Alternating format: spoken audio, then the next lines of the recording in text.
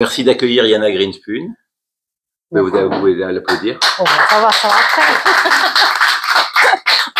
Yana, merci infiniment d'être parmi nous, d'avoir répondu présent à notre invitation. Vous êtes maître de conférence en sciences du langage. Vous diffusez énormément d'informations. Vous prenez des positions extrêmement fortes. Nous vous suivons sur les réseaux. Sur les thèmes, effectivement, qui est celui que nous avons choisi ce soir, subvertir pour mieux haïr. Donc, tout ce qui concerne l'utilisation des mots pour transmettre cette haine. Vous allez nous expliquer comment, pourquoi.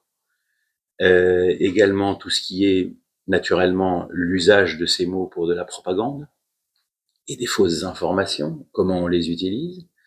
Vous êtes organisatrice et animatrice de l'Institut du Discours et fondatrice de l'Institut du Discours et également de la chaîne Perdition idéologique. Il faut absolument que vous soyez abonné à cette chaîne. Voilà, donc vous allez tous vous abonner à cette chaîne. C'est une chaîne extrêmement intéressante puisque vous recevez des experts dans tous les domaines et justement vous pouvez alimenter le débat sur l'utilisation de ces mots dans ce cadre. Voilà, nous allons vous écouter avec attention et puis ensuite nous aurons un échange avec la salle. Bienvenue à vous, chère Yana. Merci beaucoup, Harry. Je vais vous raconter, je vous en parle, c'est très important. Bon, à part les titres universitaires, ça sert strictement à rien, juste pour légitimer la position. Donc oui, il y a deux choses. L'Institut de Discours, c'est une structure éducative que j'avais créée parce que je ne pouvais plus enseigner à la fac ce qu'il fallait enseigner. C'est le problème de l'analyse du discours, pas seulement de la rhétorique, mais de l'idéologie et la propagande. Et la chaîne Perdition idéologique est née le 7 octobre. Après le 7 octobre, elle suit le blog qui s'intitule de la même manière, donc homonyme, Perdition idéologique, que nous avons créé il y a 5 ans avec des amis qui ont exactement la même position. Et la chaîne que vous pouvez suivre sur YouTube fait des podcasts où j'invite des experts dans les questions qui, pas seulement qui sont liées à l'antisémitisme, mais principalement tout tourne autour de la question juive et la solution finale de cette question. Donc, je vous incite, ça c'est un acte militant, de vous abonner à cette chaîne qui s'appelle Perdition idéologique. C'est un titre qui peut ne pas plaire, mais nous croyons, voilà, donc à diffuser non pas la bonne parole, même si on a des prêtres aussi qui interviennent dans cette chaîne, mais les choses qui sont liées à tous les mouvements que je vais essayer de présenter très brièvement. Puis merci beaucoup de votre invitation, merci de votre courage, parce qu'il y a plusieurs événements aujourd'hui parallèles à cela. Et bon, nous avons peut-être abordé des questions un peu plus intellectuelles, et donc il faut du courage pour à 20h30 être là à Levallois et écouter ces choses-là. Donc moi je vais commencer, je voulais parler ce soir de quelques procédés discursifs et idéologiques propagandistes qui sont utilisés contre nous depuis l'aube du temps. Je vais peut-être commencer même par le christianisme pour les aborder. Mais avant, disons que je préparais l'avant-propos de la conférence en rentrant de Jérusalem. Parce que je suis franco-israélienne, donc je passe beaucoup de temps là-bas et j'étais guide à Jérusalem pendant beaucoup d'années de ma jeunesse, avant d'être analyste de discours. Et donc, je voulais commencer cette conférence par une citation d'Éric Marty, un écrivain français qui a écrit un livre qui s'intitule « Bref séjour à Jérusalem ». Donc, en fait, j'ai choisi cette citation parce que en rentrant, j'avais le même sentiment que lui, alors que nous n'avons pas les mêmes perspectives. Donc, je vous cite. Il écrit, donc le livre a été écrit en 2001, soit 1 an après le début de la deuxième intifada, et aussi 1 an après la création peut-être du premier mythe de l'accusation, ce qu'on appelle blood libel, accusation du meurtre rituel, qui a été créé par Charles Anderlin, le journaliste franco-israélien, qui est à Jérusalem actuellement, avec son caméraman Talal Abou Rahmeh.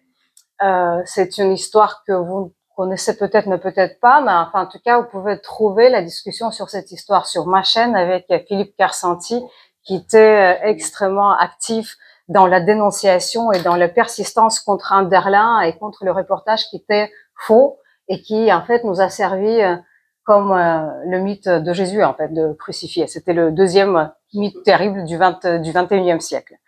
voilà. Donc ça, c'est un livre qui est écrit après. Je vous cite. Il n'est pas très agréable, après un séjour à Jérusalem, même bref, de réintégrer le décor français. Il n'y a pas que des désagréments, c'est vrai, mais dès l'avion, dans l'avalanche des journaux que l'hôtesse d'Air France vous propose, on sait que l'on va retrouver la nausée du mensonge. Alors, tout vous revient d'un seul coup. On réentend la voix de Danielle Salnave, c'est une membre de l'Académie française, extrêmement active dans ce qui concerne le discours anti-juif, lors d'une émission historique de France Culture à propos du livre de Norman Finkelstein. C'est un Américain, un historien, qui a écrit un livre sur les abus des victimes de la Shoah. Il a popularisé une autre accusation contre le peuple juif en disant que le peuple juif, lui-même, les juifs, fils des rescapés de la Shoah, utilise la Shoah pour faire du business victimaire.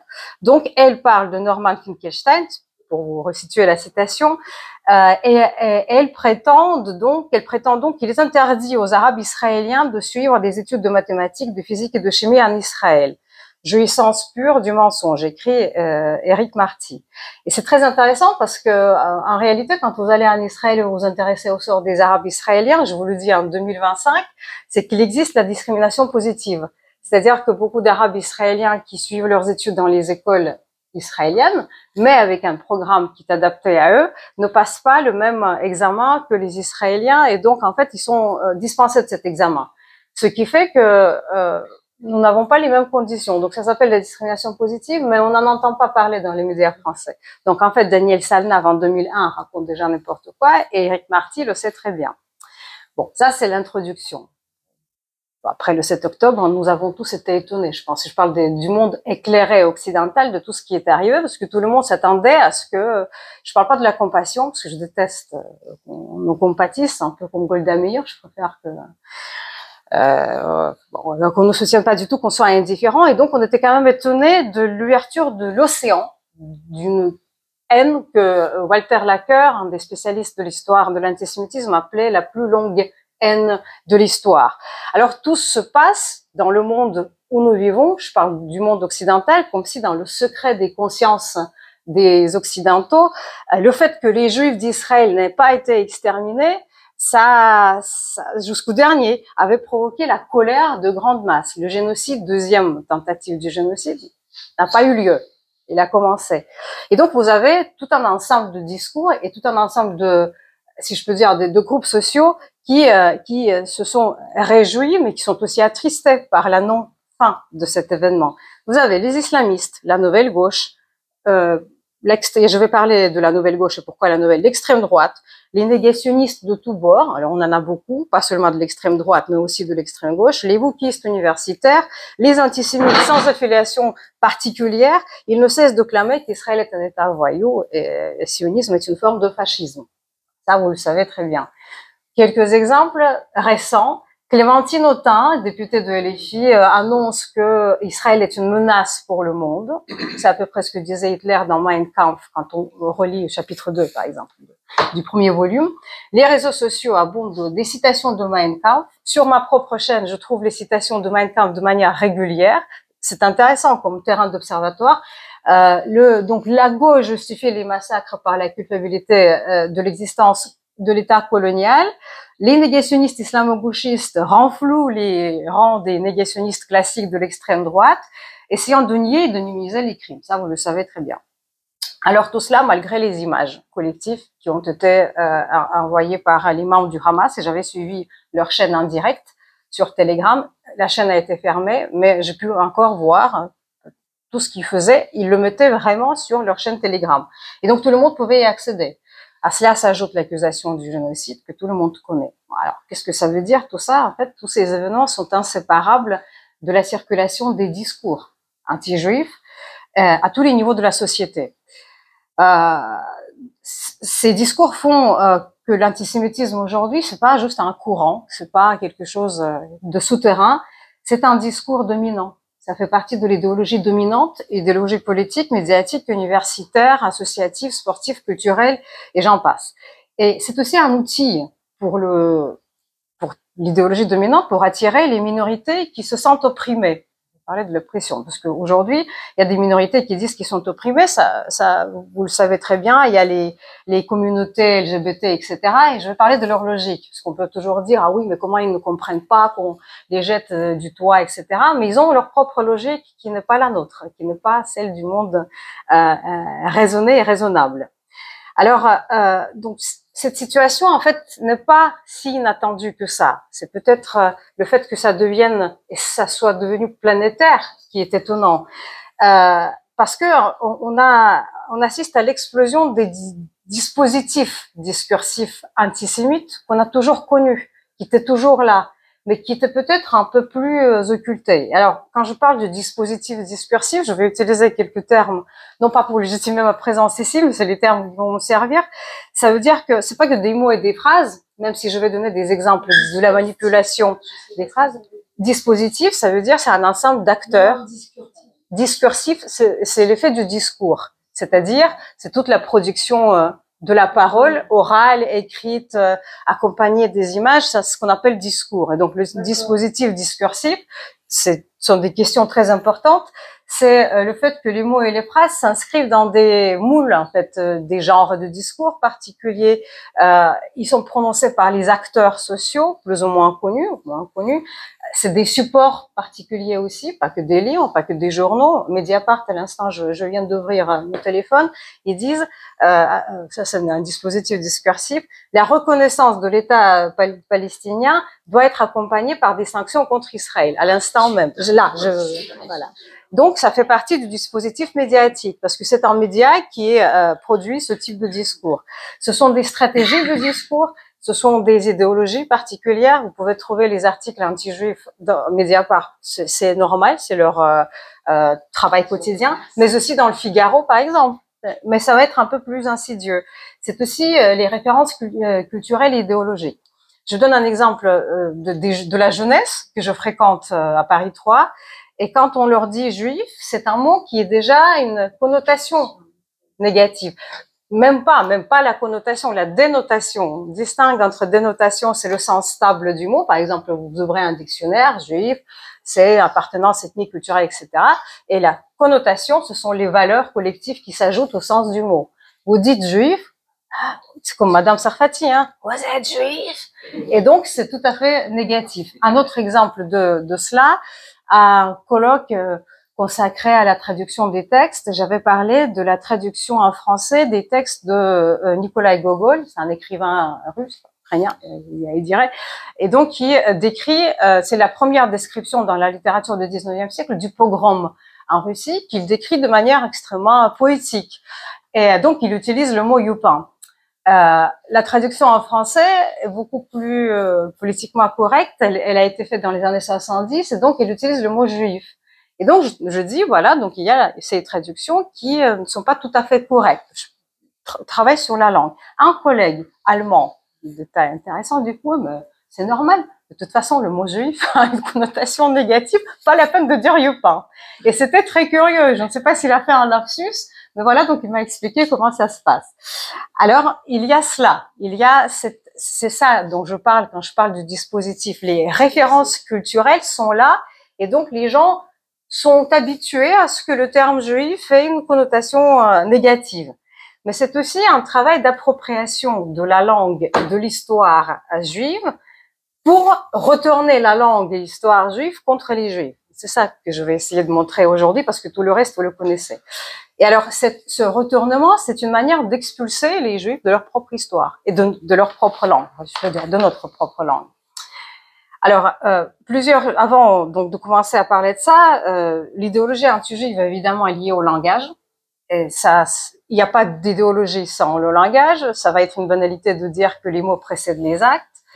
Tout le monde le sait, et tous les meurtres et les assassinats, etc., et les accusations des crimes rituels ont été précédés de ce genre de discours. Je donnerai des exemples historiques. Alors, dans le travail de description de ce langage, moi j'étais inspirée par deux dispositifs discursifs, justement par un livre de Victor Klemperer, c'est un philologue allemand qui a décrit la langue du Troisième Reich. C'est un livre qui s'appelle LTI, la langue du Troisième Reich, où il explique comment la langue a été nazifiée. Et c'est un travail de philologue. Victor Klemperer, c'est un juif qui a été marié à une Allemande et qui n'a pas été envoyé dans les camps parce qu'il était marié à une Aryenne. Et il a pu vivre à Dresde et tenir un journal où il notait tous les changements de la langue et tout ce qui se passait en allemand de l'époque pour que l'allemand soit complètement, pas complètement, pour qu'il soit transformé et pour qu'il puisse être une langue anti-juive. Alors, en fait, c'est pas propre à l'allemand, c'est propre aux stratégies discursives. On retrouve la même chose en Union soviétique, tout de suite après la guerre. Tout de suite, oui, ça commence à peu près dans les années 45.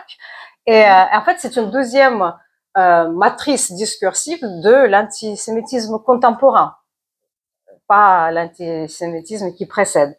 Et en fait, je pense que notre époque a surpassé toutes les époques précédentes par la violence et l'influence et la facilité avec laquelle l'idéologie antisémite, anti-juive, je préfère ce mot, je vais vous expliquer pourquoi, est prépondérante. Parce que quand on regarde l'Allemagne nazie, les moyens de communication n'ont pas permis à envahir tout le monde.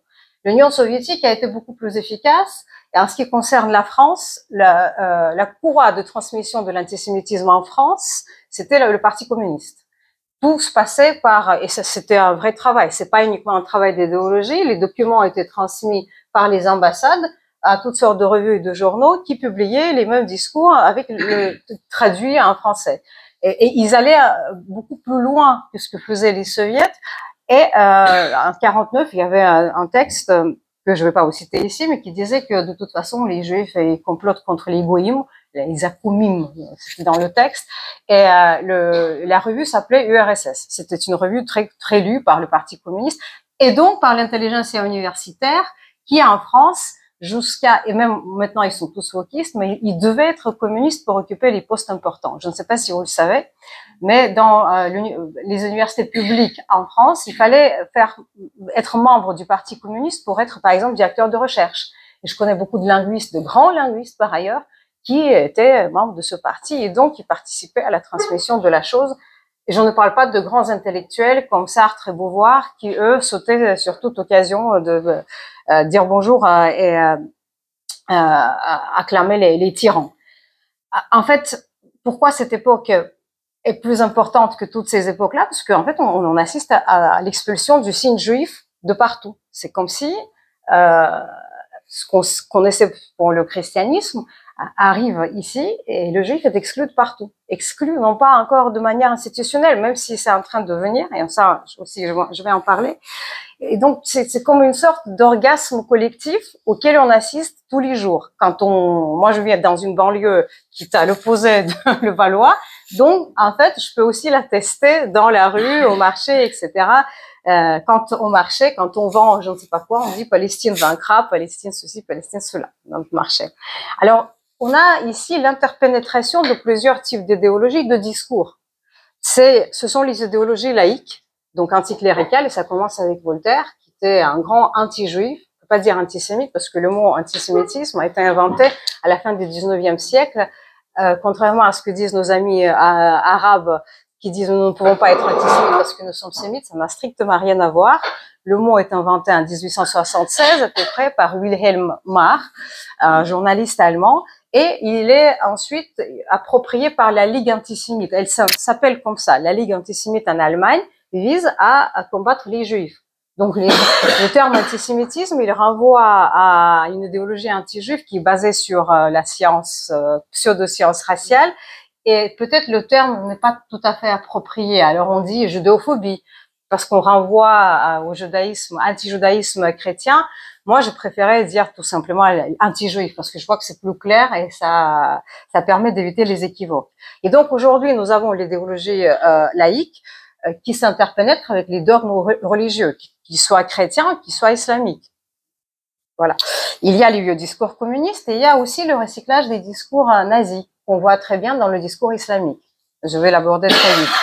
Et alors, ça se manifeste absolument partout, quelle que soit la sphère de la vie sociale, les médias, donc discours politiques, discours diplomatiques, Quai d'Orsay, par exemple, est un grand pourvoyeur de ce genre de discours historiquement. Et je le dis parce que Philippe, tu arrives, tu fais déjà du bruit. Je le dis parce que il se trouve que j'ai eu accès à un livre qui s'appelle l'Islam contemporain. Et c'est un ensemble de conférences publiées en 1923 par le Quai d'Orsay. Ce sont les spécialistes de l'islam, les islamologues français, dont vraiment des figures très importantes de l'islamologie. Et il y a un texte d'un professeur islamologue, René Pinon, qui écrit de toute façon, la position de la France avant les accords Sykes-Picot qui ont eu lieu en 1916 était pro-arabe.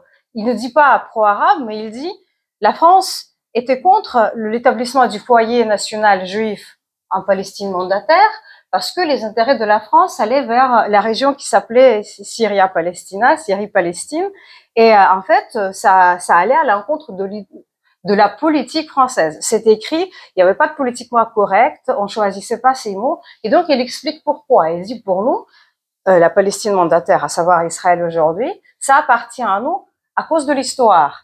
Parce que il y avait des croisades. Aujourd'hui, vous n'entendrez pas Macron parler des croisades, mais parce que c'est là, mais on peut pas le dire. En 1923, elle disait parce que la langue, parce que les lieux saints nous appartiennent, ce qui est tout à fait faux aujourd'hui. C'était jamais le cas parce qu'il y avait des capitulations, il y avait la présence française pour les lieux saints. Il y a aucune parcelle de terre en Israël qui appartient à la France, malgré ce que dit Macron, Chirac avant lui et Barrot après lui. C'est une petite parenthèse parce que je parle du discours diplomatique et c'est très important. Ça commence en 1996. Chirac s'en va à Jérusalem, visite officielle, vous vous en souvenez bien sûr, et il visite l'église Sainte-Anne qui se trouve dans le quartier musulman à Jérusalem, que ici la France appelle Jérusalem-Est. C'est vrai que c'est la partie de Jérusalem-Est, mais il faut savoir que dans le discours officiel du Quai d'Orsay, la France ne reconnaît pas Jérusalem comme la capitale d'Israël, ni Est ni Ouest. Ça, il faut que les choses soient claires. Pour eux, la capitale est ailleurs, mais pas à Jérusalem. Et donc Chirac fait sa petite provocation en disant oui, je ne supporte pas, je ne tolérerai pas la présence des gendarmes israéliens armés. Sortez donc de l'église, sinon je prends l'avion et je m'en vais.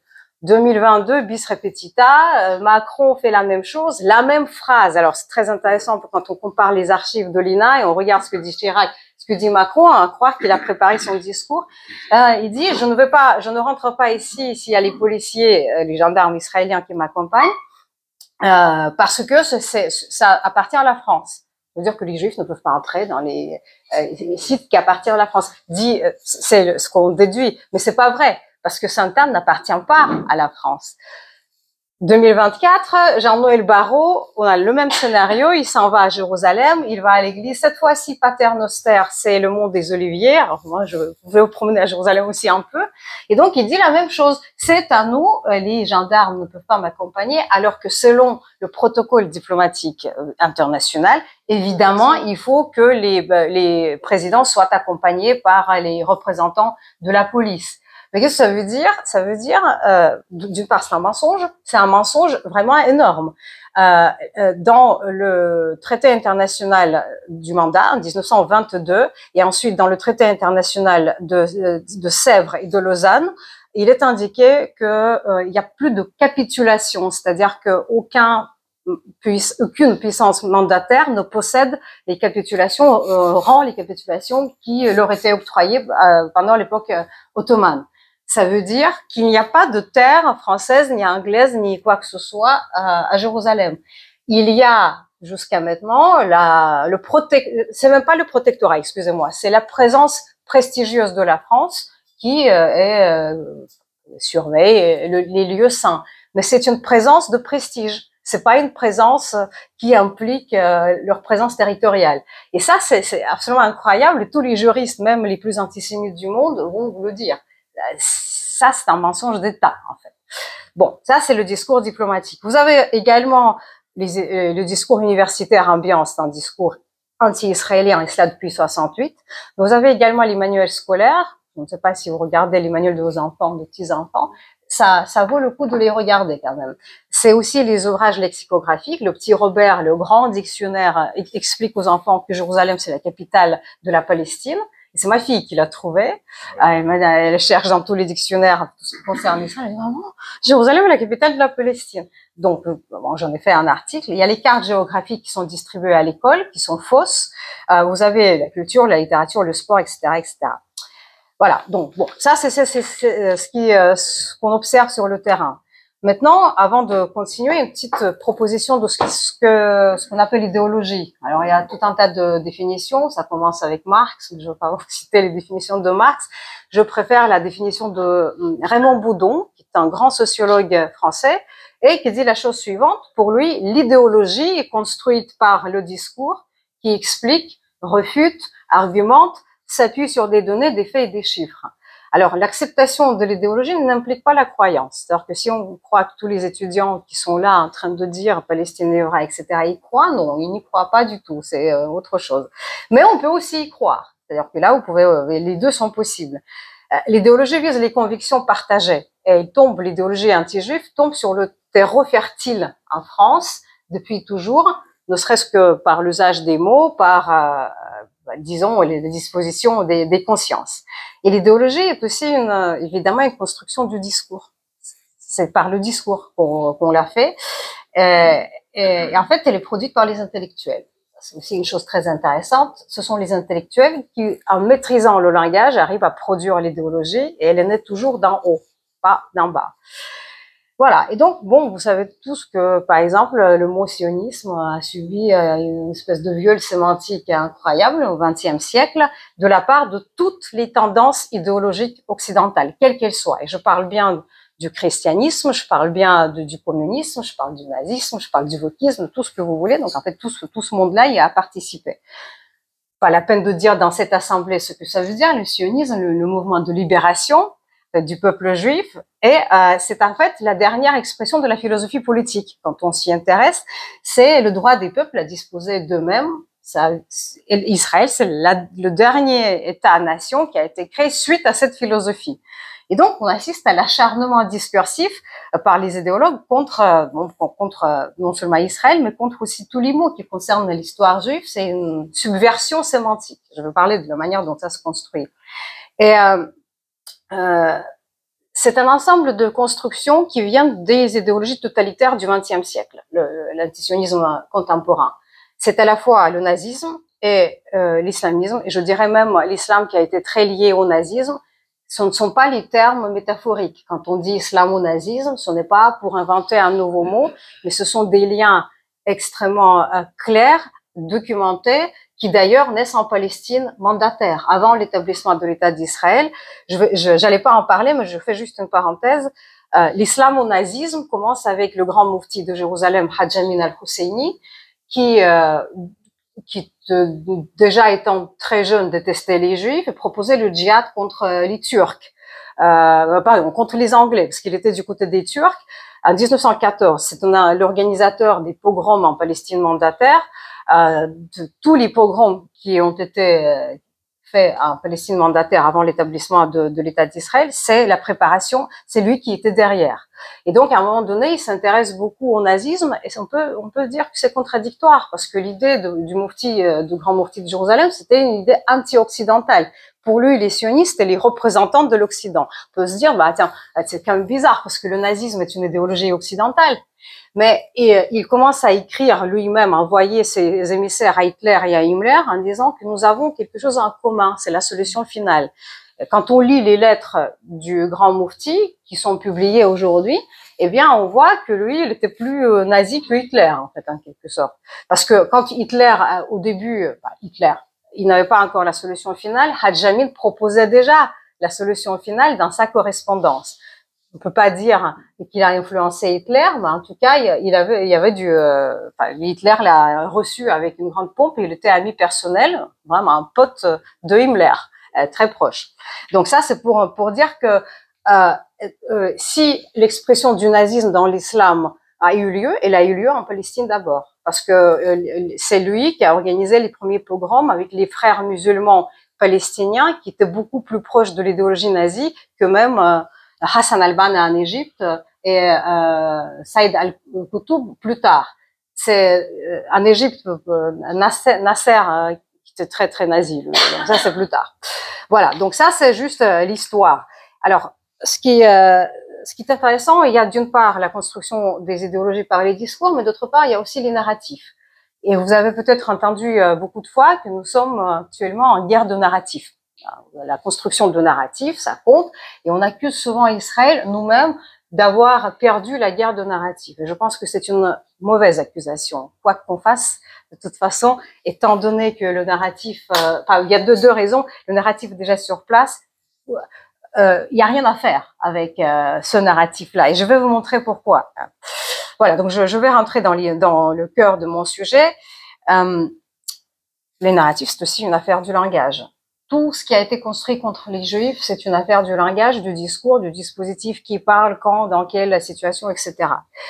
Et en fait, toute notre histoire juive est construite des narratifs anti-juifs. On peut formuler de cette manière. Je donne un exemple un peu récent, c'est l'affaire de Damas. L'affaire de Damas, ça se passe en Égypte en 1840, et c'est pas la première, c'est la énième accusation du meurtre rituel, et c'est une accusation qui est lancée par le consul français, Ulysse de Raty-Menton, qui était consul. Donc il y a un père dominicain qui disparaît dans des circonstances qu'on connaît pas, et c'est le consul français qui lance l'accusation contre la communauté juive en disant c'est eux qui je sais pas ce qu'ils ont fait, mais ils ont pris le corps de ce dominicain, pardon, et aussi le jeune moine qui était avec lui. Et donc la communauté juive de l'Égypte en pâtit parce qu'il y a des pogroms, on viole les femmes, on fait les mêmes atrocités qu'on connaît le 7 octobre, les gens sont jetés en prison. En fait, c'est terrible. Et c'est l'intervention des Juifs de l'Europe de l'Est et de l'Ouest qui fait que cette histoire devient connue. C'est aussi, pour nous, c'est important parce que c'est la première fois où les Ashkénazes et les Séfarades sont ensemble contre les anti-juifs. C'est l'intervention des Juifs anglais qui fait que la France a dû discrètement enterrer cette affaire. Mais il reste dans la mémoire, et ce qui est très intéressant, c'est vraiment ce Raty-Menton qui représente la diplomatie et la politique du Quai d'Orsay. Alors ensuite, les musulmans s'entichent de cette mythologie parce que il y a une sorte d'interpénétration du discours chrétien avec le discours musulman. Parce que les musulmans, quand ils arrivent à Jérusalem ou quand ils font leur conquête, ils découvrent tous les codex anti-juifs des chrétiens, alors qu'ils n'ont pas non plus inventé les choses, et ils s'approprient ce mythe de l'accusation rituelle. Ils s'incrustent dans leur conscience populaire. C'est pourquoi cette affaire d'Anderlin, je parlais de toi Philippe avant que tu ne viennes, de l'affaire d'Anderlin, elle devient aussi, elle prend vite, parce que là on retrouve les mêmes éléments. C'est un enfant palestinien. Comment tu as dit, toi, c'est la deuxième image après Jésus qui a marqué le monde. Voilà. Donc, et pourquoi? Parce que ça vient de cette mythologie qui est déjà sur place. C'est pour ça que le mythe du petit Mohamed a pris tellement vite, il n'y a pas de question là-dessus.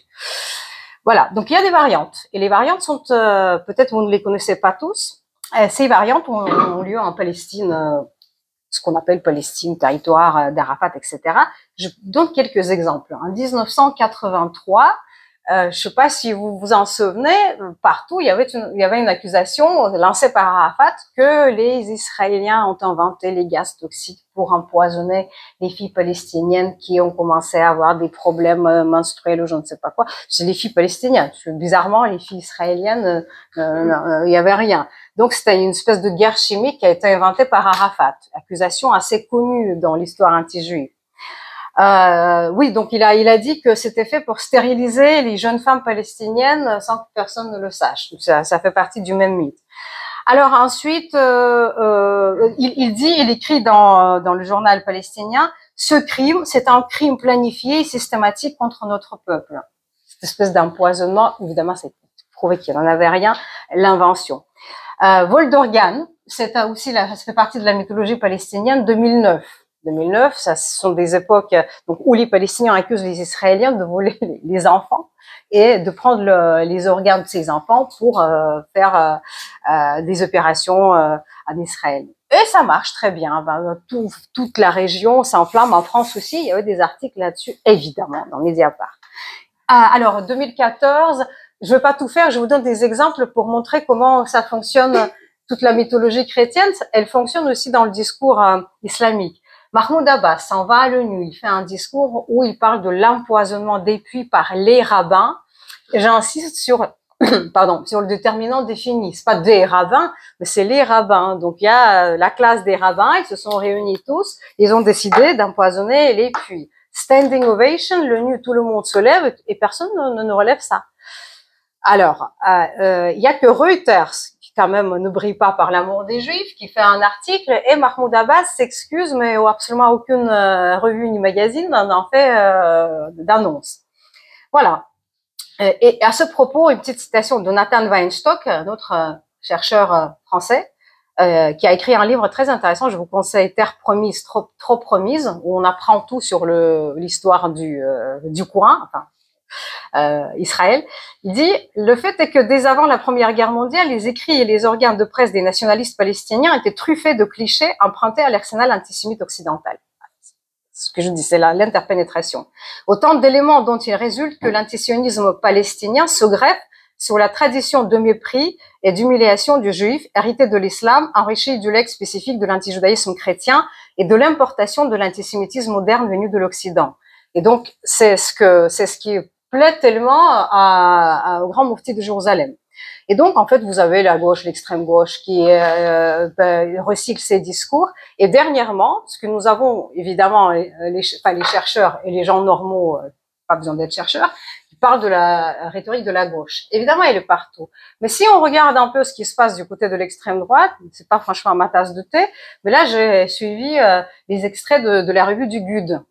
GUD, donc c'est le groupe Action Défense.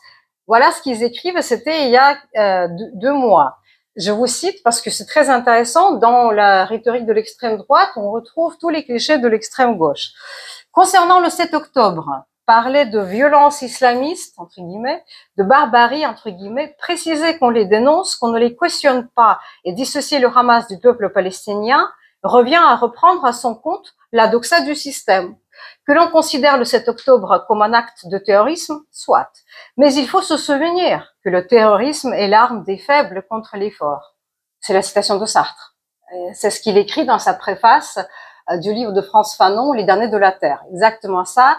Et deuxième chose, il a écrit ça 2 fois. La deuxième fois, il a écrit ça dans une revue Octobre Rouge, me semble-t-il, quand il a justifié le terrorisme palestinien contre les athlètes israéliens à Munich. Sartre l'a dit, je ne peux pas ne pas justifier le meurtre des athlètes israéliens parce que j'ai soutenu le FLN.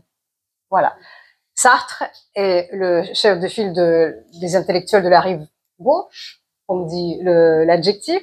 Et ce qui est intéressant, c'est que le GUD le cite, sans bien évidemment dire d'où vient la citation. Donc je continue.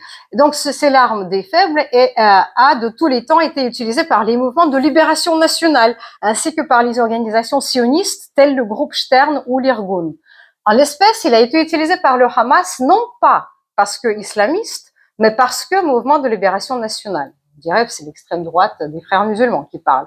Il n'est pas inutile de se rappeler qu'en 1996, après l'assassinat de Yahya Ayash, l'un des principaux chefs de l'aile militaire du Hamas, le GUD, avait couvert les murs de Paris, de plusieurs grandes villes de France, d'affiches lui rendant hommage. Nous, à Paris 3, nous avons les gens qui rendent hommage à Abache, donc c'est les membres du FPLP, et le GUD rend hommage au Hamas. Donc vous voyez, ça c'est l'ensemble très intéressant. Et là, je passe à ce que je voulais vous présenter aujourd'hui. Parlant du langage, je vais sortir un livre au mois de novembre qui porte sur tout cela. Ça s'appelle La haine en toutes lettres, de Staline à Chomsky. Tout le monde y passe. Et jusqu'au 7 octobre. Il va sortir au mois de novembre. Ce sont des extraits, des préparations de ce livre où je parle beaucoup du langage, mais pas que. Et donc, le procédé principal qu'on observe dans tous ces discours, c'est la subversion. Tout le monde sait ce que ça veut dire, la subversion. En langue commune, la subversion, c'est une activité de déstabilisation, de déstructuration, de renversement qui peut toucher de nombreux domaines, pas que le langage. La subversion peut être celle de l'État, et les soviétiques étaient experts dans la subversion de la politique des États étrangers. Ça peut être les valeurs collectives établies, ça peut être la politique, l'université. La subversion est partout. Quand l'Iran envoie en France les émissaires qui sont partout, quand l'Union soviétique, jusqu'aux années 2000, il y avait dans chaque fac de France et de Navarre le représentant du KGB qui ne disparaît pas, et à tel point que on disait dans les années 80 dans le KGB soviétique que la France est la 16e république soviétique. Partout, il y avait des représentants du KGB. Et dans toutes les facs, il y avait des gens qui travaillaient pour le KGB. C'est pas un mythe, c'est attesté par tous les documents actuels. Ça fait partie de la subversion. D'accord? Donc ça, c'est une action générale. Alors, la subversion touche bien évidemment au langage. Et dans ce que moi j'appelle la subversion dans ma perspective analytique, elle se traduit par deux stratégies que je vais présenter aujourd'hui. Essentielles. Il y en a plus, mais ce sont deux essentielles. C'est la stratégie de substitution et c'est la stratégie que j'appelle fonctionnement spéculaire, fonctionnement en miroir. Vous entendez parler de l'inversion, mais je préfère à cela fonctionnement spéculaire parce qu'on tend, en fait, aux Juifs le miroir déformé de leur langage et de leur histoire. Je vais commencer par la substitution parce que c'est par la substitution que commence la négativité qui est inhérente au discours anti-juif et au terme juif et qui a imprégné toute la langue commune, enfin en tout cas européenne. Alors ça commence avec le christianisme. C'est la première substitution qu'on connaît. Donc les juifs qui ont subverti leur propre langage, parce que les premiers chrétiens sont les juifs, vous le savez. Et donc en fait le christianisme, si on raisonne de cette manière, vous allez comprendre, ce n'est que la subversion du judaïsme. Et c'est un processus simple qui consiste à mettre une personne ou une chose à la place d'une autre personne ou d'une autre chose. Le premier exemple de la substitution a été attesté par le texte des évangiles et donc c'est là où le vrai Israël, Verus Israël, dans les évangiles, est représenté par l'Église. Quand vous voyagez partout dans les pays chrétiens, on voit toujours, enfin en France, toutes les cathédrales attestent ça. Vous avez une statue d'une femme avec les yeux bandés, c'est la synagogue, et vous avez une belle dame qui représente l'Église, donc la vérité. Et ça, c'est quelque chose qui commence avec un texte très important pour la connaissance de cette substitution. C'est le texte de Saint Paul de Tarse, l'Épître aux Galates. Je le lis parce que c'est le début de cette histoire. Avant le venu de cette foi, nous étions enfermés sous la garde de la loi, réservés à la foi qui devait se révéler. Ainsi, la loi nous servit-elle de pédagogue jusqu'au Christ pour que nous obtenions de la foi notre justification. Maintenant, la foi venue, nous ne sommes plus sous un pédagogue, car vous êtes tous fils de Dieu par la foi en le Christ Jésus. Vous tous, en effet, baptisés dans le Christ, vous avez revêtu le Christ. Il n'y a plus ni juif, ni grec, il n'y a plus ni esclave, ni homme libre, il n'y a plus ni homme ni femme, car vous êtes tous un en Jésus-Christ. Mais si vous appartenez au Christ, vous êtes donc la descendance d'Abraham, héritier selon la promesse. Ah, c'est intéressant, c'est le premier texte d'un inclusiviste. Il n'y a plus rien, pas de frontières, pas de différenciation, surtout pas de juifs. Il n'y a plus de juifs et plus de grecs. C'est vraiment quelque chose qui marque le début du discours anti-juif. Alors, vous avez l'exégèse catholique après Vatican II qui est mort. La révolution Vatican II est morte et je vais vous dire pourquoi. Donc ils disent que non, que c'est la critique de la singularité du judaïsme qui essaie de l'inscrire dans l'universalisme du christianisme. Parce que le christianisme, c'est une religion universelle. Et donc c'est ce que Shmuel Trigano appelle la destitution métaphysique du signe juif. Et donc Saint Paul, en fait, construit le premier discours identitaire d'où les juifs sont exclus. C'est ça le discours identitaire. Il propose de forger une nouvelle identité, de rejeter complètement l'identité ancienne des Juifs et les renvoyer à leur singularité, particularité, etc. Et il a des successeurs contemporains, par exemple Yuval Harari. Je ne sais pas si vous connaissez le nom de Yuval Harari, c'est la star de l'Université de Jérusalem, évidemment un grand historien qui écrit dans son livre Homo sapiens, une brève histoire de l'humanité, exactement la même chose. Que les Juifs, c'était une tribu qui n'a rien apporté au monde, avec leur religion qui n'a absolument aucun intérêt, ou de l'intérêt pour eux. Et le livre s'est vendu comme un petit pain. On se demande pourquoi.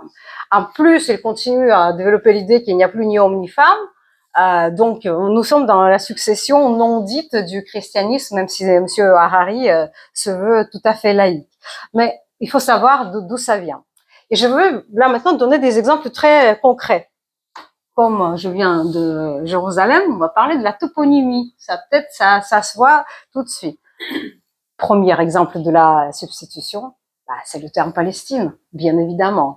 Donc c'est peut-être pas ici qu'il faut que je rappelle que ce terme a été utilisé par Hérodote d'abord pour parler de l'enclave de Gaza-Ashkelon où il y avait les Plishtim, les Philistins, peuple indo-européen. On les appelait Plishtim de la racine Palash, envahir.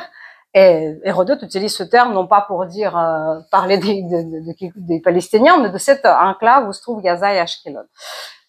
135, empereur Adrien appelle la Judée-Samarie, si on regarde la carte exactement, Palestine, pour il expulse les Juifs de Jérusalem, interdiction d'entrée, il appelle Jérusalem Aelia Capitolina, et c'est un geste symbolique qui humilie les Juifs. Bon, il y en aura beaucoup d'autres. Donc le terme Palestine vient de la racine Palash, et les Plishtim, quand on lit la Bible, ce sont les ennemis jurés, c'est pas Amalek, c'est encore pire, des Hébreux, mais évidemment, ils ont été vaincus. Et le peuple de Philistins disparaît historiquement au 5e siècle de notre ère. Il n'y a plus de traces de ce peuple, du tout. Mais reste le nom envahisseur. Donc, première substitution. Deuxième substitution, c'est le terme Cisjordanie. Cisjordanie n'existe en aucune langue du monde. C'est un terme, j'avoue très franchement, toutes mes recherches n'ont rien donné. Le terme apparaît en 1949, quand la Jordanie annexe Judée-Samarie. Et d'après ce que j'ai lu, c'est le roi Abdallah qui utilise ce terme. C'est pas possible parce que le roi Abdallah parlait l'arabe. En arabe, c'est Al-Dufatul Garbiya, ça veut dire West Bank ou la rive occidentale. Et c'est un terme qu'on ne trouve qu'en français. Il n'y a pas en d'autres langues. Je n'ai pas trouvé d'équivalent en toutes les langues que j'ai cherché. C'est le terme qui est utilisé aussi pour effacer complètement la présence juive. Les Juifs sont des Judéens. Et donc, ça permet de ne pas les nommer. À ce propos, est-ce que je peux me permettre une petite parenthèse? Georges Bensoussan, un ami très cher, a fait une conférence ici même en disant qu'il ne faut pas utiliser le langage de l'ennemi. Et pendant tout son discours, moi, je me suis dit, mais c'est pas possible, il parle de la Cisjordanie. Alors non, justement. Donc ça, c'était très curieux parce que c'est que le cerveau est tellement imprégné par cette terminologie qu'on ne se rend même pas compte. Mais la Cisjordanie est un terme étrange parce que c'est tout ce qui se passe, tout ce qui se trouve au-delà du fleuve Jourdain. Donc, Jordanie s'appelait Transjordanie après le mandat, et donc c'était d'après les sources, mais il n'y a pas de réponse à ça. J'ai pas de réponse à ça et personne non plus, même Georges Bensoussan.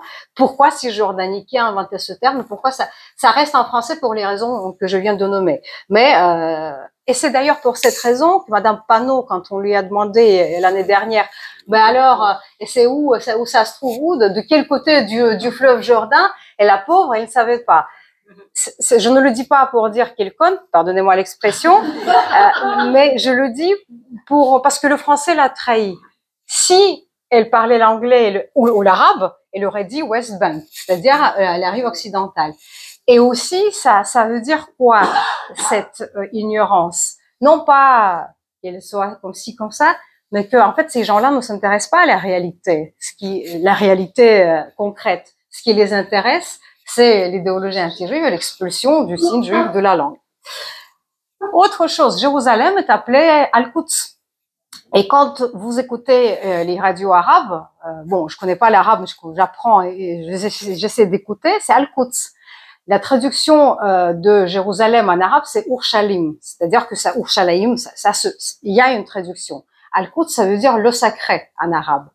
Et le comble de l'horreur, c'est que I24 en arabe utilise Al-Quds. Hein? C'est incroyable ça. Et même d'autres médias israéliens. Et dans la presse arabe, c'est toujours Al-Quds. Alors, et je vous raconte une anecdote. Je faisais un cours d'arabe dans l'Institut du monde arabe. C'était très intense, etc. J'étais une bonne élève, comme il se doit à une bonne juive. Et l'inspecteur, donc, qui arrive voir comment on progresse. Et donc, il fallait que je raconte en arabe. À l'époque, je pouvais faire 3 phrases. Aujourd'hui, j'ai oublié. Où je passe mes vacances. Et je dis donc, en vacances, je vais à Ourchalim. Il dit Al-Quds. Je dis non. Il dit comment ça non. Je dis non, Al-Quds, c'est pas le nom de Jérusalem. Je dis mais comment ça? Mais tu vas à Jérusalem? Je dis non, c'est de l'autre côté. Parce qu'il ne peut pas s'imaginer que des infiltrés comme ça y soient. Et donc, c'est une discussion intéressante. C'est-à-dire que dans les mœurs, c'est des gens qui vivent en France, mais ils utilisent ce terme, Al-Quds. Autre chose, si vous lisez, écoutez France 24 cette fois-ci, quand ils ont parlé en 2021 c'était des rixes intercommunautaires, enfin les pogroms juifs à l'intérieur d'Israël, quand il y avait à Lod et à Jaffa, il y avait vraiment des vrais pogroms qui étaient faits par les juifs, par les arabes israéliens. Donc ils ont appelé Lod Lidda, et c'est un nom grec que utilisent les Arabes.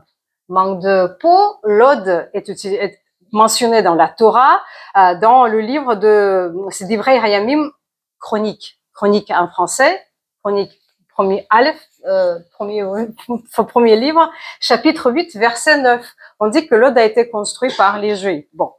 Mur des lamentations, tout le monde dit ça en français, il y a des blagues, etc. Mais il faut savoir que c'est un mur occidental, on dit un mur kotel, ce qui reste du temple. Et en fait, il faut savoir que le mur des lamentations, c'est un terme extrêmement méprisant. Il a été donné à cet endroit par les pèlerins chrétiens au IVe siècle pour humilier les Juifs, parce que la destruction du temple a été perçue dans le christianisme comme la punition divine. Et donc, le mur des lamentations, c'est du genre pleurer les impurs.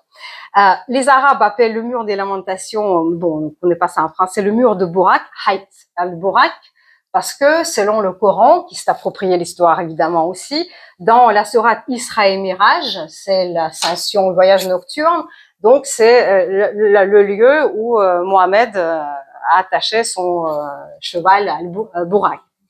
Bon, alors il y a d'autres choses que vous trouvez dans les médias, et cela depuis 1967, ce qui est très intéressant, l'esplanade des mosquées. L'esplanade des mosquées ou le complexe Al-Aqsa pour le mont du Temple. Parce que, et j'ai regardé dans la presse française, c'est absolument constant, il n'y a pas d'autres noms, sauf un jour, enfin une fois, les valeurs actuelles ont mis oui ce que les Juifs appellent le mont du Temple. Et en fait, quand on regarde la presse anglophone pro-israélienne utilise Temple Mount, hein, et la presse anti-israélienne, donc la majorité, ils utilisent aussi l'équivalent d'esplanade des mosquées, Al-Aqsa Complex, ce qui est très intéressant. À l'intérieur de Jérusalem, pour ceux qui ont voyagé, vous avez entendu peut-être parler des discussions autour du quartier Sheikh Jarrah. Non, ça vous dit rien. Sheikh Jarrah, c'est un quartier arabe, un quartier où il y avait des Arabes qui se trouvent à côté du quartier juif que lui s'appelle Shimon HaTzadik. Et en fait, les Arabes ont prétendu qu'en 1948, les salles juifs les ont expulsés évidemment de ce quartier, ce qui est tout à fait faux parce que ce sont deux localités très différentes. Mais dans toute la presse française, ça a été présenté comme encore une pierre dans la construction de l'expulsion des Juifs. Et puis, des Arabes, pardon, lapsus, ouais. Dans tous les quartiers de Jérusalem, je peux vous nommer des rues qui, étranges, donc apparaît le nom de la rue, par exemple, je sais pas, Pisgat Zev, c'est un quartier qui se considère sur les Shtachim, territoires occupés, la rue Moshe Dayan. Les Arabes et tous les autres appellent cette rue Rehov Ba'ada, où il y avait une localité bédouine, et donc ils continuent à l'appeler comme ça. Ça, c'est pour la toponymie. Maintenant, puisqu'on a parlé du langage, le titre de la conférence a pu vous paraître un peu alambiqué, le langage du discours, etc. Nous, on distingue entre le discours en tant que construction et la langue en tant que problème syntaxique, etc. Je vous donne un exemple intéressant qui est un micro-exemple d'un macro-élément. Exemple syntaxique. L'Union juive pour la paix, qui est une organisation absolument anti-juif et anti-sioniste, tout ce que vous voulez, écrit en 2021, Gaza, un nouveau massacre d'innocents. J'insiste sur la manière dont c'est construit le syntagme. Un massacre d'innocents. Ils écrivent, depuis le 30 mars et jusqu'au 15 mai, date de la proclamation d'indépendance d'Israël, les Palestiniens de Gaza marchent vers le mur qui les sépare de leur terre perçue Cette marche non violente et sans armes nous rappelle les deux fondements de la situation palestinienne, l'expulsion et l'expropriation, en réclamant la fin de l'apartheid et le droit au retour des réfugiés. C'est le massacre d'innocents qui m'intéresse. Alors, c'est marrant parce que ça renvoie au titre biblique. Mais le titre biblique, c'est quoi? C'est le massacre des innocents. Et ça compte l'utilisation des déterminants. Parce que vous avez une différence sémantique entre le massacre des innocents, qui est un massacre tout à fait concret dans l'histoire, et vous avez un massacre d'innocents.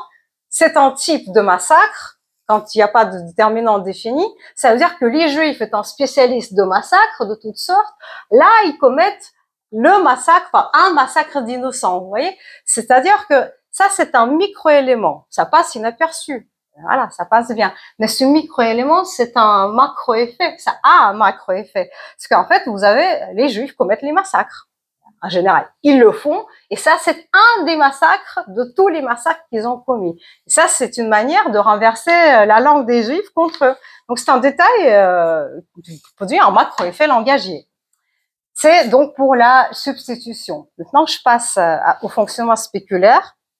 Et je ne vais pas vous fatiguer plus que ça. Déjà, c'est pas mal. Moi, j'ai appelé ça dans mon livre effet du miroir déformé. Et ça m'a choqué. Bon, pas que moi. Je m'inscris dans la tradition de Shmuel Trigano, Georges Sarfati, etc. Quand on parle de la Nakba, derrière la Nakba, c'est la Shoah qui se profile. Quand on parle des camps de réfugiés, quand on regarde aujourd'hui, soi-disant camps de réfugiés, ce sont des villes, mais c'est quoi les camps de réfugiés? Ça renvoie aux camps d'extermination. C'est ça la construction de ces réfugiés. Parce que ce qui est aussi marrant, mais ça c'est une autre paire de manches, je dis une parenthèse, dans le sémantisme, le sens du mot camp, il y a le trait de sens temporaire. Un camp, c'est temporaire. Mais quand on regarde le Liban, la Syrie, l'Irak, la Jordanie, les villes, les quartiers qui font partie de l'urbanisme sont toujours appelés camps. Jenin, par exemple, c'est une grande ville. J'y étais. C'est pas un camp. Mais dans la presse française, c'est un camp. Bon, bref. Donc, mais ça vient de les réfugiés palestiniens. C'est qui? C'est les réfugiés juifs. C'est les réfugiés juifs du monde arabe. Voilà. Donc, c'est tout ce dispositif mime en fait le discours juif. La Nakba, c'est une autre conférence à part. On va le faire. Et alors, c'est quand même vraiment quelque chose qui commence pas en France. Ça commence en Union soviétique.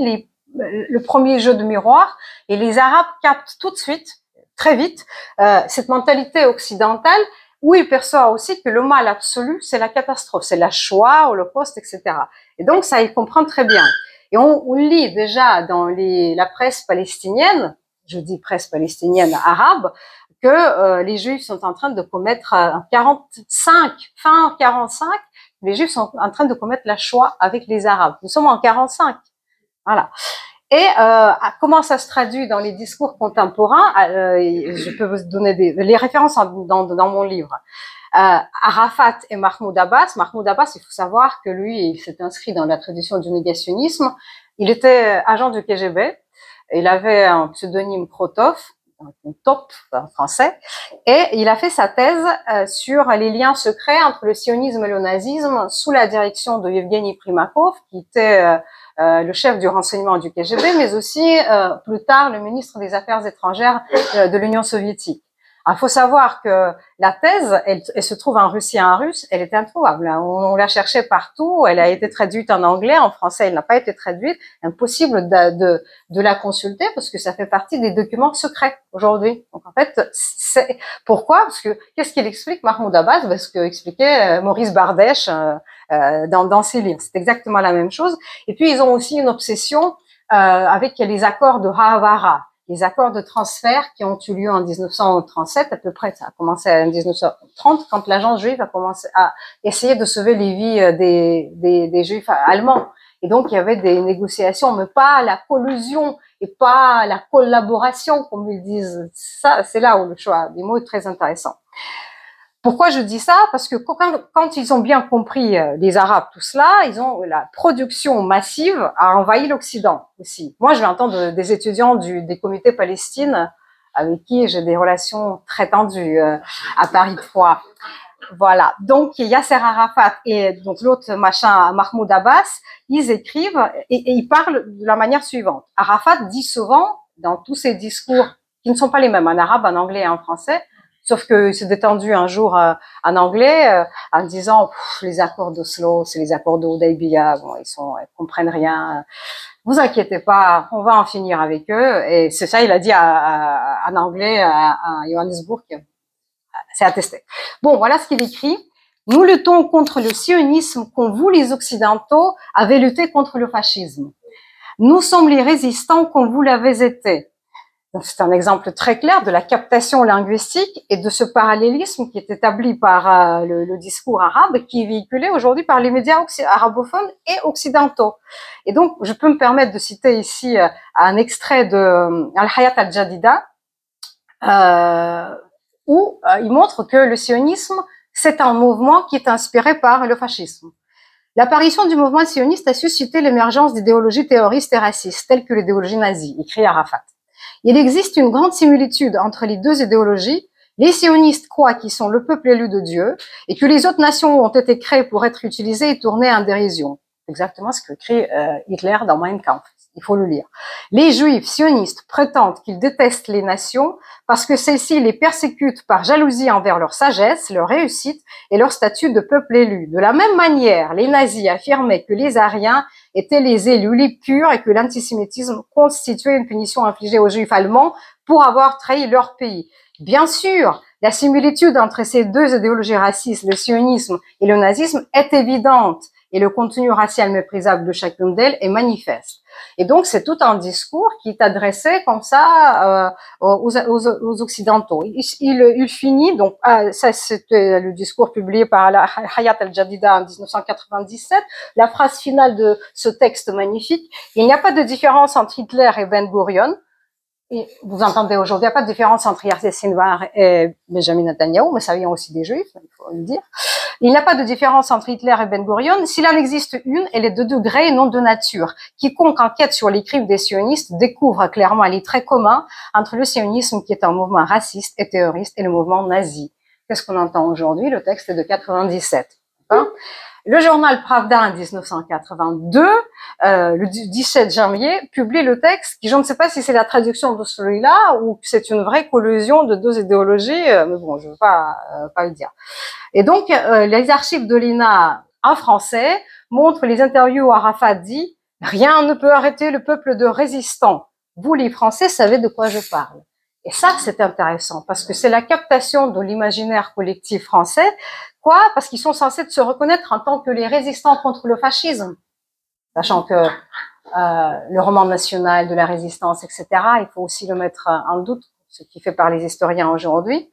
Et donc, c'est l'appel à la mémoire collective. C'est extrêmement habile de la part d'Arafat. Et c'est partout. Ensuite, ce trait-là, il va être repris par Jean-Luc Godard, pour ne pas aller très loin, qui a travaillé pour l'autorité palestinienne, ça, il faut le savoir aussi. Et donc, si les Français reconnaissent la résistance, alors Arafat leur suggère aussi de reconnaître les fascistes, parce qu'il faut se résister contre les nazis, et donc les nazis, donc les Israéliens. Et ça a marché. Regardez, tout le monde le dit aujourd'hui. En fait, c'est un jeu avec la mémoire collective. Et c'est une stratégie imparable. Moi, je trouve que c'est vraiment extraordinaire hein, comme trouvaille, parce que ça a produit l'effet escompté.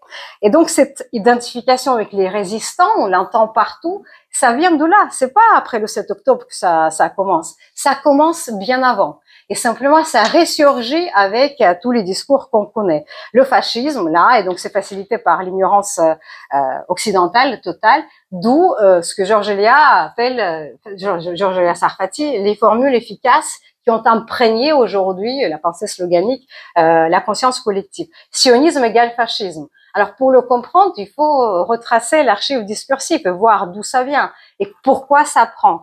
Donc voilà, là, le slogan de mon université, qui d'ailleurs, je ne sais pas à qui s'adresse parce que je pense que je suis la seule à dire clairement ce que je pense, sioniste, fasciste, c'est vous les terroristes. Voilà, ça c'est l'entrée à notre université. Donc, je termine là pour vous laisser la parole. Ce sont deux exemples concrets des stratégies discursives et leur inscription dans l'histoire, dans l'archive de ces idéologies que je retrace dans le livre qui va paraître au mois de novembre. Donc, dans les propagandes, je parle d'autre chose, pas que de la propagande anti-juive, mais dans le livre qui va sortir, là, je travaille en détail avec tous les textes qui ont produit cette nébuleuse discursive dont je ne sais pas si on peut sortir, à vrai dire. Voilà, merci. D'être aussi patient.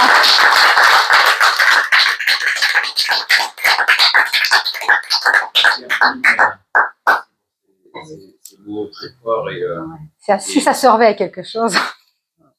Oui, c'est une base non seulement de réflexion, mais aussi d'un discours qu'on peut tenir pour le contrer. Et c'est aussi oui, voilà. Donc si ça peut, le but, bon, vous savez, bon, je vous dis, c'est pas la peine d'acheter le livre. Je vous dis la conclusion. Je vous dis qu'après, après l'avoir lu, moi je l'ai relu pour aller.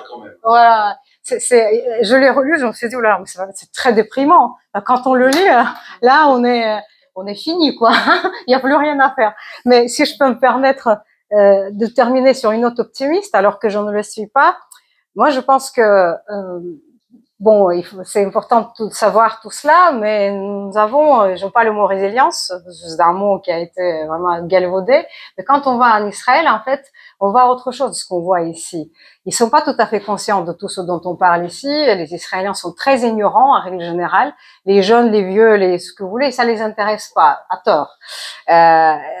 Donc, c'est pas pour ça qu'ils ont perdu, entre guillemets, la guerre du narratif, mais il y a une force vitale incroyable. Et moi, j'ai l'impression que quand ça nous tombe dessus, tout ça, et nous sommes tous là en permanence à voir ça, ça renforce les défenses immunitaires. C'est comme, c'est quand même une maladie pathologique, peut-être ça parfois mortelle, mais oui, bien sûr, ça fait des années. Donc en fait, quand on le lit, quand on les voit.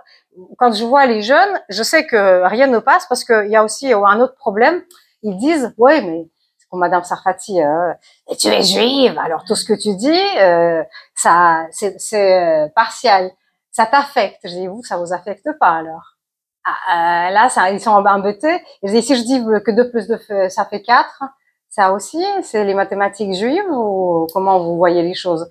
Et là, on peut les coincer. Alors avant que la violence physique commence, on peut peut-être essayer de régler la violence qui est là, qui est très présente, avec le discours, même si je cesse vraiment d'y croire. Question, mesdames, messieurs. Je vous remercie par cet exposé brillant. J'ai une question. Et effectivement, il y a cette subversion discursive de la presse arabe, de la presse occidentale, que l'on retrouve en Israël. Je retrouve exactement le même procédé chez Haaretz. Oui, comment dire, il y a un livre de Pierre Lursa qui s'appelle La trahison des clercs d'Israël, où il retrace l'histoire de cette maison qui elle s'inscrit dans la tradition de Martin Buber, qui lui, il était sioniste, mais il était sioniste pacifiste, ce qui n'est pas possible en soi. Et donc, c'est vrai que c'est un signe de la terrible démocratie israélienne, Haaretz. Mais c'est un organe de presse qui dessert le peuple juif et le peuple israélien plus que toute autre chose. Parce que comme il y a une autre mode, et contre cette mode-là aussi, je me suis insurgée, je l'ai analysé dans mon livre, souvent dans les discussions avec les intellectuels. Ils disent, mais c'est pas moi, c'est Haaretz qui l'a écrit. C'est Haaretz qui vous parle du génocide. Oui, je pense vraiment que c'est un organe de presse qui, partant de guerre, devrait être fermé. Alors après, en Israël, la démocratie, elle a atteint, on a eu le paroxysme qu'il faut un peu modérer. Mais oui, ça existe. Ça existe dans les médias et en plus, ça existe dans les universités. Moi, j'ai fait mes études à l'université de Tel Aviv. Ma licence, c'est ma maîtrise. Et à l'époque, j'étais pas très, disons, je voyais pas très bien les choses, mais ça va ensemble avec Haaretz. Et tous les gens qui circulent entre l'université et ce média, il y avait les élèves de Chomsky. C'est pour ça que j'ai appelé mon livre de Staline à Chomsky. Tania Reichmann, une grande linguiste, et tous les linguistes, ils ont vraiment contribué à la diffusion de cette idéologie. Et elle organisait les manifestations pour soutenir l'idée de la Nakba. Et les manifestations des étudiants juifs israéliens pro-Nakba étaient permises, mais les manifestations des étudiants moi j'étais pas à l'époque dans les manifs, qui manifestaient contre, étaient interdites. C'est pour vous dire. Et moi, pour répondre à votre question, j'ai une hypothèse c'est une hypothèse que vous pouvez critiquer. Moi, je pense qu'il s'agit des juifs très christianisés quand on parle des juifs de gauche en Israël. Peut-être de manière inconsciente, mais c'est. Je ne crois pas à la haine de soi. Je crois. J'ai vu, Philippe, tu voulais poser une question. Juste une hypothèse de. Je vais vous dire, présenter l'hypothèse de Daniel Sibouni que je me suis permis de développer. Je crois pas à la haine de soi. Elle peut exister. Elle a existé chez, je sais pas, comment il s'appelle, Otto Weininger. C'était un jeune juif, membre du parti nazi, qui s'est suicidé en 1982, qui a écrit un livre sur le sexe et les caractères, où il compare les juifs à tous les efféminés, etc. C'est peut-être un phénomène de haine de soi. J'ai une autre hypothèse qui m'a été suggérée par Daniel Sibouni. Ces juifs-là, ils s'identifient aux nazis. Qu'est-ce que ça veut dire? Pas dans le sens... ils s'identifient aux nazis dans le sens de la solution finale. C'est dur d'être juif parce que ça comporte une charge de négativité qu'on porte étant juif et qui dure psychologiquement. Regardez, la plupart de ces juifs-là et ceux qui travaillaient pour Haaretz, ce sont les rescapés de la Shoah. Tous les nouveaux historiens, genre Shlomo Zand, etc., leurs parents soit étaient exterminés, soit sont rescapés de la Shoah. Et c'est eux qui nourrissent ce type pas l'antisémitisme, de la pensée anti-juive. Pourquoi ils s'identifient avec les nazis? Parce que les nazis ont proposé la solution finale des juifs. Pas de juifs, pas de problème. Et en fait, quelque part, inconsciemment, ils s'identifient à ça. C'est pour ça qu'il faut, même quitte à se faire exterminer soi-même psychiquement, c'est le prix à payer. C'est l'hypothèse de Sibouni. Moi, je suis linguiste, je suis pas psychanalyste, mais je crois que c'est pas une hypothèse tout à fait fausse, parce que quand il dit je suis un bon juif, moi voilà, je suis pour le peuple machin, peuple palestinien, etc., ou tout ce que Haaretz peut écrire, ou tous ces professeurs-là, c'est très intéressant de remarquer que la plupart des gens de la génération de 60-70 ans, de gauchistes, ce sont des gens dont les parents sont rescapés de la Shoah. Et c'est pour ça, cette observation est intéressante pour dire que l'hypothèse de Sibouni, Daniel Sibouni, n'est pas si idiote que ça. C'est-à-dire que c'est la solution finale. C'est la manière d'en finir avec la question juive. Parce que les nazis voulaient finir avec la question juive. Donc c'est un peu, mais on peut critiquer ça. C'est juste une hypothèse. Ce que tu as expliqué, parce que j'ai raté le début, effectivement, moi, ça m'a vraiment fait penser à René Girard, la rivalité du métier. Oui. J'ai pas parlé de ça, mais oui. Pour moi, c'est vraiment... Maintenant, moi, je crois qu'il y a une chose par rapport à Haaretz et au reste. Il ne faut pas sous-estimer l'influence de l'argent arabe en Israël. Absolument. Absolument. Depuis 50 ans. Les accords d'Oslo ont été achetés par l'argent arabe. L'argent arabe coule à flot partout. Tout ce que vous voyez, c'est de l'argent arabe partout. Enfin, maintenant, c'est l'argent du Qatar. À l'époque, c'était l'argent du Qatar. En fait, la corruption intellectuelle vient de la corruption financière aussi. Mais pas que. Je te parle des universités. Tu as raison. Non, mais c'est vrai. En fait, je vais te donner un exemple, par exemple. Villepin. Ok, il touche de l'argent, mais il n'a pas besoin. Moi, je le connais, Villepin. Il n'a pas besoin de ça. Je pense qu'il a intégré, au fond de lui cet antisémitisme. Donc, en plus, on le paye pour ça. C'est comme si demain, je viens de dire, ok, je te file 10 millions pour défendre Israël. Je prends les 10 millions, et en plus, je défends une cause qui m'intéresse.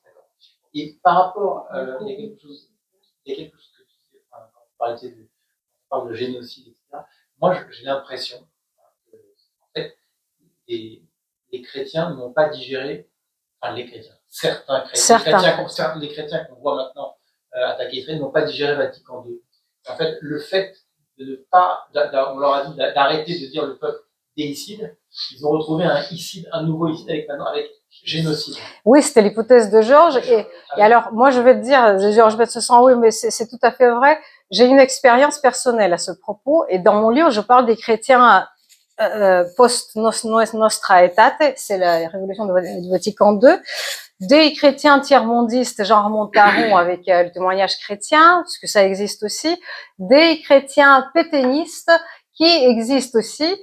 Et je vous donne un exemple j'ai été invitée comme enseignante à l'université de Philippe de Villiers, en Vendée.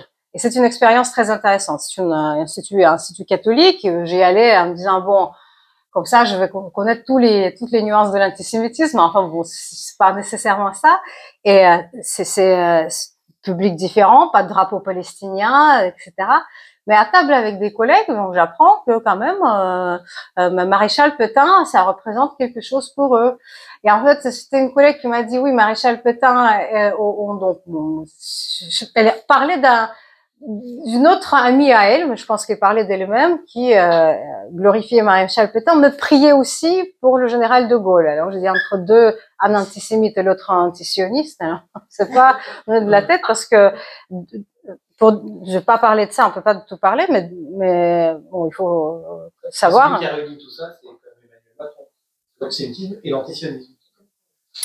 Oui, Louis, aujourd'hui, c'est l'incarnation. Oui, oui. Mais quand on connaît l'histoire des relations de Gaulle avec, bon, c'était Ben Gurion et puis c'était aussi Shimon Peres, c'est pas triste non plus. Quand on connaît, il y a un livre de Vincent Nozy qui s'appelle Les relations secrètes France-Israël, où il décrit des choses, vous le connaissez, et donc c'est très intéressant de le lire. Et il n'y a pas que ça. Mais où on a les documents, on voit ce que De Gaulle et puis son entourage pensaient des Juifs dont il disait qu'il était très admiratif. Mais à un moment donné, ils ont commencé à l'embêter parce qu'il ne se tenait pas au carreau. Et il disait, il faut que vous vous teniez bien, vraiment dans ces discours. Et donc, quand j'étais, on parlait des catholiques, c'est pour ça que j'en parle.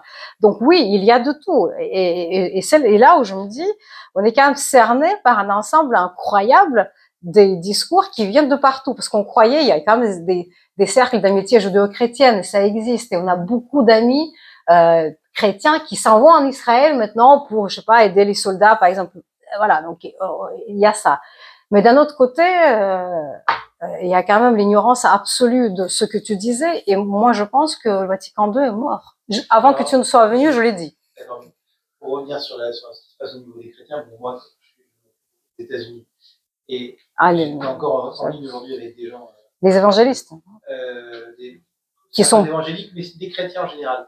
Et en fait, ce qui est en train de monter aux États-Unis vraiment, notamment avec la mort de Charlie Kirk, c'est en fait que il se serait retourné contre Israël. Oui, je sais. Et il y a énormément de choses qui sont en train de monter. Et il y a, par exemple, Tucker Carlson, qui est vraiment un des plus grands influenceurs américains aujourd'hui, très chrétien, développe une haine contre Israël pour dire que Jeffrey Epstein était un agent du Mossad, que Charlie Kirk a été tué, notamment parce qu'il s'est opposé à Israël et à Netanyahou. Et en parlant à des chrétiens qui étaient, selon moi, aujourd'hui, des grands amis d'Israël qui organisent des conférences, etc., j'étais au téléphone, et une femme avec qui je parlais me dit, oui, mais tu comprends, quand Tucker parle du génocide, je dis, mais génocide, elle me dit, ah oui, t'as pas vu, j'ai fait à la main, j'ai fait des guillemets. En fait, je vois, c'est en train de monter, et c'est ce qui m'inquiète. J'ai vraiment passé beaucoup de choses que j'étais très inquiet. Enfin, ce qui est en train de monter aux États-Unis et qui m'inquiète de Donald Trump, dont je suis le porte-parole. C'est pour ça que je l'aime beaucoup et je m'entends très bien avec toute son administration, etc. Mais j'ai peur que par tu vois, ces milieux chrétiens qui sont au fond très antisémites comme Tucker Carlson, en fait, et ça se retourne et qu'ils fassent une pression, parce que tu sais, quand tu as 25 millions de mecs qui suivent un type à la télé et qui disent, et le mec tape sur Israël, et qui va Trump défendre Israël, il dit je vais perdre les midterms dans un an. Donc le danger, tu vois, et c'est de voir Trump. On a une inquiétude énorme, et j'ai passé quelques jours en fait, énorme à se dire, est-ce que le monde chrétien, même le plus pro-israélien, ne risque pas de se retourner? C'est un vrai sujet. Et je pense que là-dessus, alors je te donne mon point de vue, je pense que là-dessus, alors tu vas me dire que, j'ai pas le droit, je pense que Netanyahou a une responsabilité par la façon dont il a traité certaines personnes, etc. Par l'arrogance, par tout un tas de choses.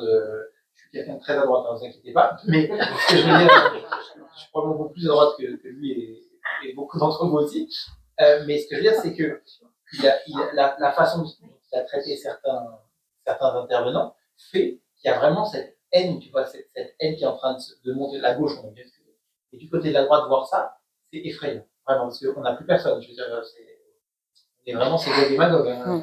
Moi, il y a une question. Avant-hier soir, dans une phrase, il a dit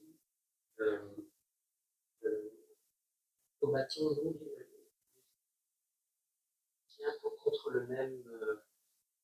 Et d'un seul coup, il a sorti ce truc, j'ai plus la phrase exacte, mais j'espère qu'il l'a compris. Il y a une question ici. Moi, je travaille beaucoup avec des journalistes, et justement, ici, à Arles, dans la partie. C'est des journalistes qui sont dans l'architecture, hein, ça n'a rien à voir avec la politique. Et ils utilisent beaucoup la sémantique, on voit, génocide, Palestine, etc. Mais en fin de compte, le problème, c'est que nous, on n'a pas une contre-sémantique qui va, en fait, à contrarier un peu de nouveaux termes qu'on n'utilisait pas auparavant, qui sont nés à l'entrée de cette époque. Comment, avec notre langage et avec nos croyances, pouvoir les contrer ou aller en opposition de ce qu'ils disent. Moi, je pense que oui, bien sûr, mais même si, par exemple, où que j'écrive, je n'utilise jamais le terme Cisjordanie. Alors sur le génocide, c'est une inversion totale. Alors on peut dire non, non, il n'y a pas de génocide. C'est un terme en soi qui est inapproprié à toute cette histoire. D'ailleurs, inventé par un juif pour parler de l'histoire juive, retourner contre les juifs, ça, c'est la jouissance orgasmique. Donc, c'est pas le fait de ne pas avoir de contre-sémantique, c'est de ne pas parler leur langage. Déjà, du côté toponymie, jamais utilisé. Moi, je préconise ça moi-même. Et je ne dis jamais Cisjordanie. Ici, il m'est arrivé d'être sur le plateau télé, j'ai Judée Samarie, hein, ce que vous appelez Cisjordanie. Mais c'est impropre comme appellation. Donc il y a ça, et ensuite vous avez, par exemple, il parle de la Nakba. La Nakba, c'est un mythe, c'est une mythologie, mais il faut savoir comment le déconstruire. D'ailleurs, je fais la promo tout de suite de la déconstruction sur mon blog qui s'appelle Perdition idéologique. Shmuel Trigano a fait un excellent article qui s'appelle La déconstruction du mythe de la Nakba. Et donc ça, c'est-à-dire qu'il faut avoir, quand on est combattant de ce genre, il faut avoir les mots qu'ils utilisent pour tout de suite répondre à l'utilisation de ces mots. Les camps de réfugiés, non. Il s'agit pas de camps, il s'agit de villes ou de quartiers. C'est l'histoire de Rima Hassan, par exemple, qui se présente toujours comme, bref, réfugié du camp, j'ai oublié le nom du camp, mais je suis allée voir. C'était en 48 une construction pour recevoir les Arabes qui sont partis de la Palestine mandataire. Aujourd'hui, ça fait partie de l'urbanisme de la ville. C'est une ville. C'est pas une ville pauvre, hein, c'est pas une ville riche non plus, mais c'est une ville. C'est pas un camp de réfugiés. Alors c'est là où il y a le devoir du langage. Les journalistes m'ont interrogé sur ça. Et il y a plein de termes comme ça. Je les passe en revue dans mon livre pour montrer à quel point c'est retourné contre les Juifs. Mais la Nakba, il y a un problème, parce que les Juifs même l'utilisent. Parce que vous avez parlé de Haaretz, etc. Le problème, c'est quand vous dites il y a un contre-discours, ils disent oui, mais vous n'êtes pas une référence. Vous êtes marginaux. Haaretz, ça, c'est le journal qui parle. C'est une histoire de croyance. Vous pouvez argumenter, et d'ailleurs, les spécialistes de l'argumentation, c'est ce que j'enseigne aussi, savent parfaitement que les arguments rationnels sont les pires. C'est-à-dire que ça ne passe pas. Vous pouvez de monter tout ça. Et d'ailleurs, je vois les commentaires sous les vidéos, vous avez un raisonnement long. C'est de la propagande. Et quand j'explique comment marche la propagande, il y a toujours quelqu'un qui vient dans l'assemblée à dire « Oui, mais vous montrez très bien, vous, ce que vous dites, c'est la propagande israélienne. » Alors je dis en quoi elle consiste, parce que la propagande mélange le vrai et le faux. Où est le faux dans ce que j'ai dit? Alors, oui, mais vous, génocide. Vous ne nous parlez pas de génocide. Parce qu'il n'y a pas de génocide. Vous voyez, c'est de la propagande. Donc, c'est très difficile d'aller contre les croyances. Parce que on a toujours tendance à croire, voilà, donc dans le débat, argumenter, non. Il y a une croyance et les gens y croient. Ils vont pas vous répondre, mais ils vont continuer à croire que vous faites, comme ils disent, vous faites la hasbara. Hasbara, c'est l'explication, etc. Mais cela dit, les Israéliens sont vraiment, quand ils ont annoncé qu'ils vont faire, ils ont créé un site de contre-information qui vont faire de la hasbara, je me suis dit, mais ça, c'est une chose à ne jamais faire. Parce que quoi que vous disiez, vous êtes juif. C'est une croyance, c'est l'essentialisation de l'ennemi. C'est un argument, on peut toujours répondre, mais vous m'essentialisez quand vous dites ça. Mais ils vont dire oui. Le problème, c'est que ce discours-là, il a envahi la planète. Et il y a des phrases à ne pas prononcer. Moi, je dis, quand j'entends Israël a droit de se défendre, c'est quoi cette phrase? C'était terrifiant, ça. Quand ça, c'est droit de se défendre. Merci, on vous a rien demandé. Ça, c'est, et je vois ça, il y a les universitaires qui le disent, des gens de bonne foi qui le disent. Comment ça, avoir le droit de se défendre? Mais tous les pays se défendent. C'est un pays, pourquoi est-ce qu'on doit vous demander le droit? Et c'est ça que De Gaulle disait à Ben Gurion, mais tenez-vous bien, hein.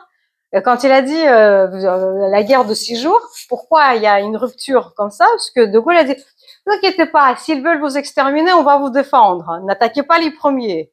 Comme si les lois de la guerre n'appliquent pas l'attaque préventive, elle est inscrite dans les lois de la guerre. Mais il faut les savoir, on ne peut pas tout savoir. Et donc, c'est pour ça que quand vous avez les médias et quand vous avez les hommes politiques, comme Macron, qui, je peux pas dire s'il est de mauvaise foi, menteur, manipulateur, etc., mais quand il dit « ce sont nos terres » et quand il va à l'église Sainte-Anne, non, ce ne sont pas les terres françaises, ce sont les terres israéliennes. Et dire aux Juifs « vous n'entrez pas ici parce que ce sont les terres françaises », eh bien non, il n'y a pas de terre française à Jérusalem, selon le droit international et non pas selon notre volonté.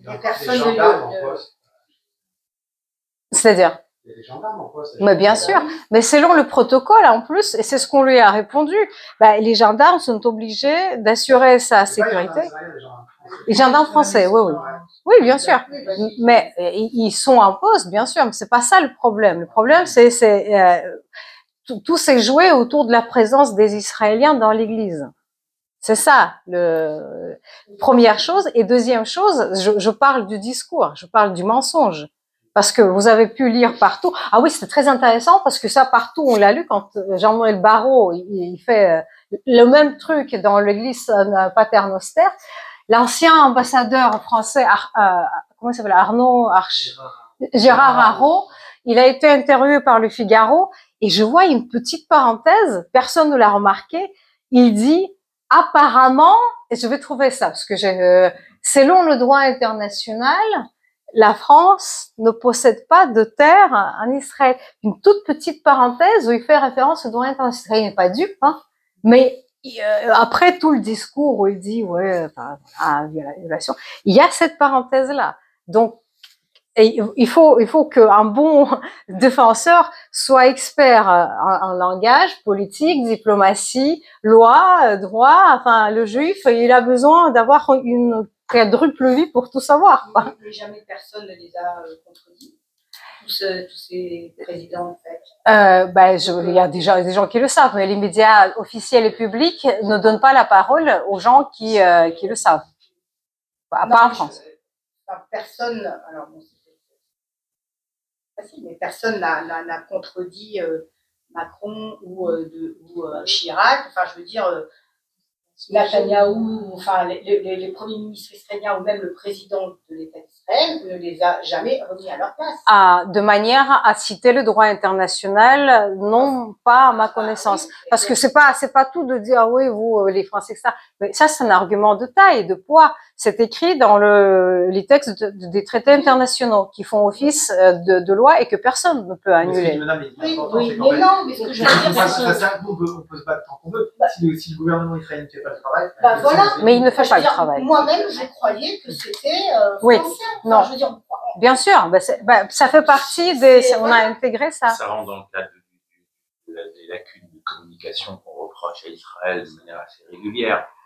Parce que, je vous dis très franchement et avec une grande amertume, les Israéliens sont très ignorants. Vous avez des génies, des connaisseurs. Et dans notre milieu francophone, il y en a beaucoup. Regarder Perdition idéologique, il y a toute notre élite. Non, mais c'est pas présenté comme étant de l'ignorance, c'est présenté comme étant nous avons d'autres priorités. Ça a toujours été, ça a commencé avec Golda Meir qui a dit, bon, on n'a pas le temps pour ça, et puis on s'en fout.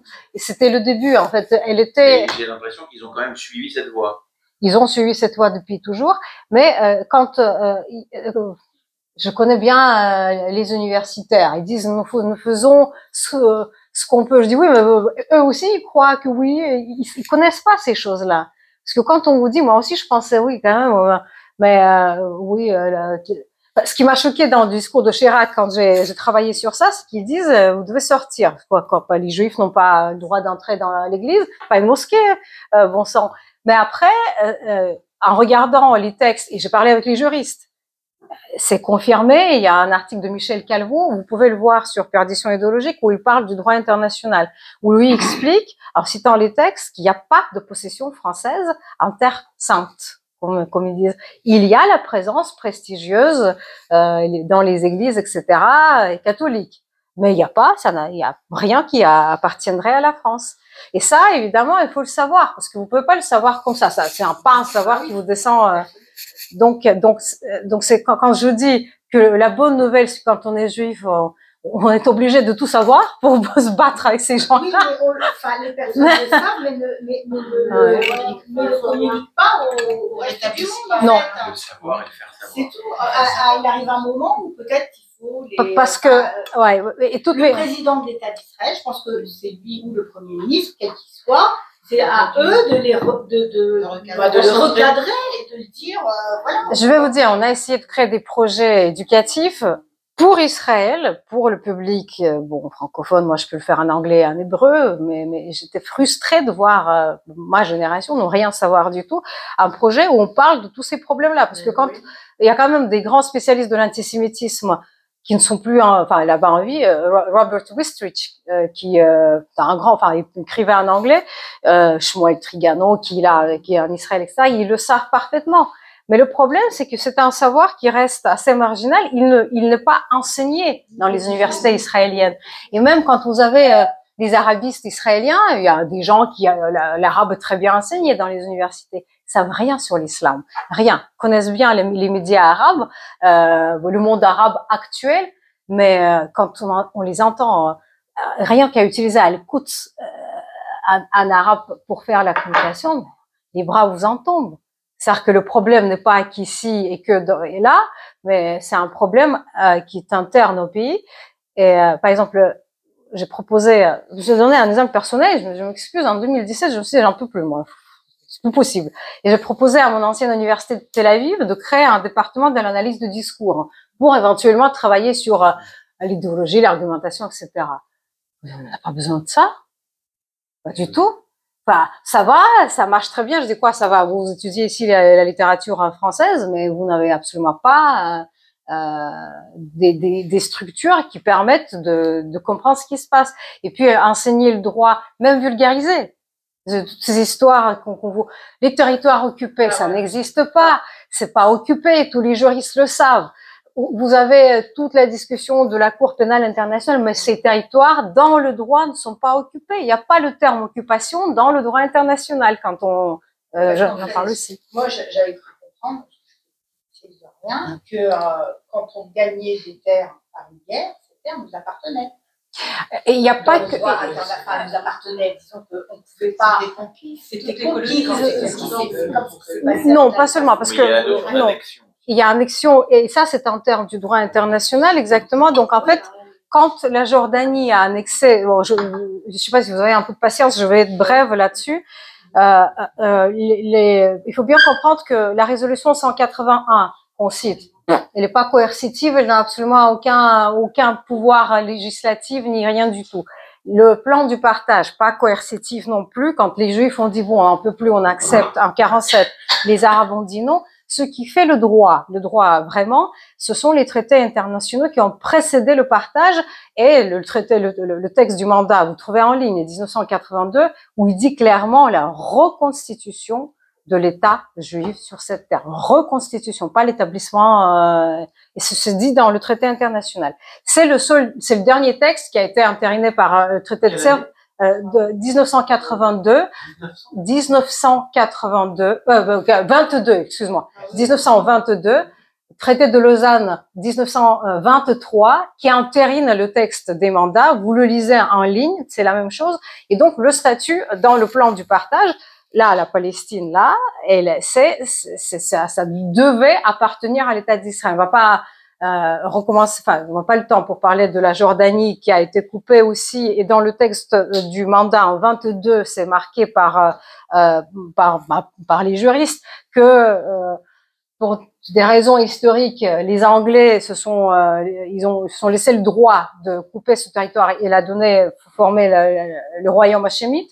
Mais donc là, quand on regarde Israël et donc les terres de Judée-Samarie, Judée-Samarie faisait partie de ce traité international. Je ne parle pas du plan de partage, il n'y a absolument aucun dans le plan du partage, l'ONU, qui n'a pas le droit de créer les États, qui n'a pas dont aucune résolution de l'Assemblée générale n'est coercitive. Seules sont coercitives les résolutions du Conseil de sécurité basées sur le chapitre 7 qui parle des guerres, etc. Les seules coercitives et qui s'appellent non pas les résolutions mais les décisions aussi, qui est important. L'ONU n'avait absolument aucun droit et c'est une proposition. Les Juifs ont dit oui. Et donc dans ce plan, il y avait Judée-Samarie. Bon, vous savez, vous connaissez l'histoire. Ouais. Parce qu'après la guerre de 67, le Conseil de sécurité a adopté une résolution, je vais faire souvenir 242. Non, non, ça c'est pas le Conseil de sécurité. C'est dans l'Assemblée générale. Non, c'est monsieur parle de la. Oui. Cette résolution. Décision alors.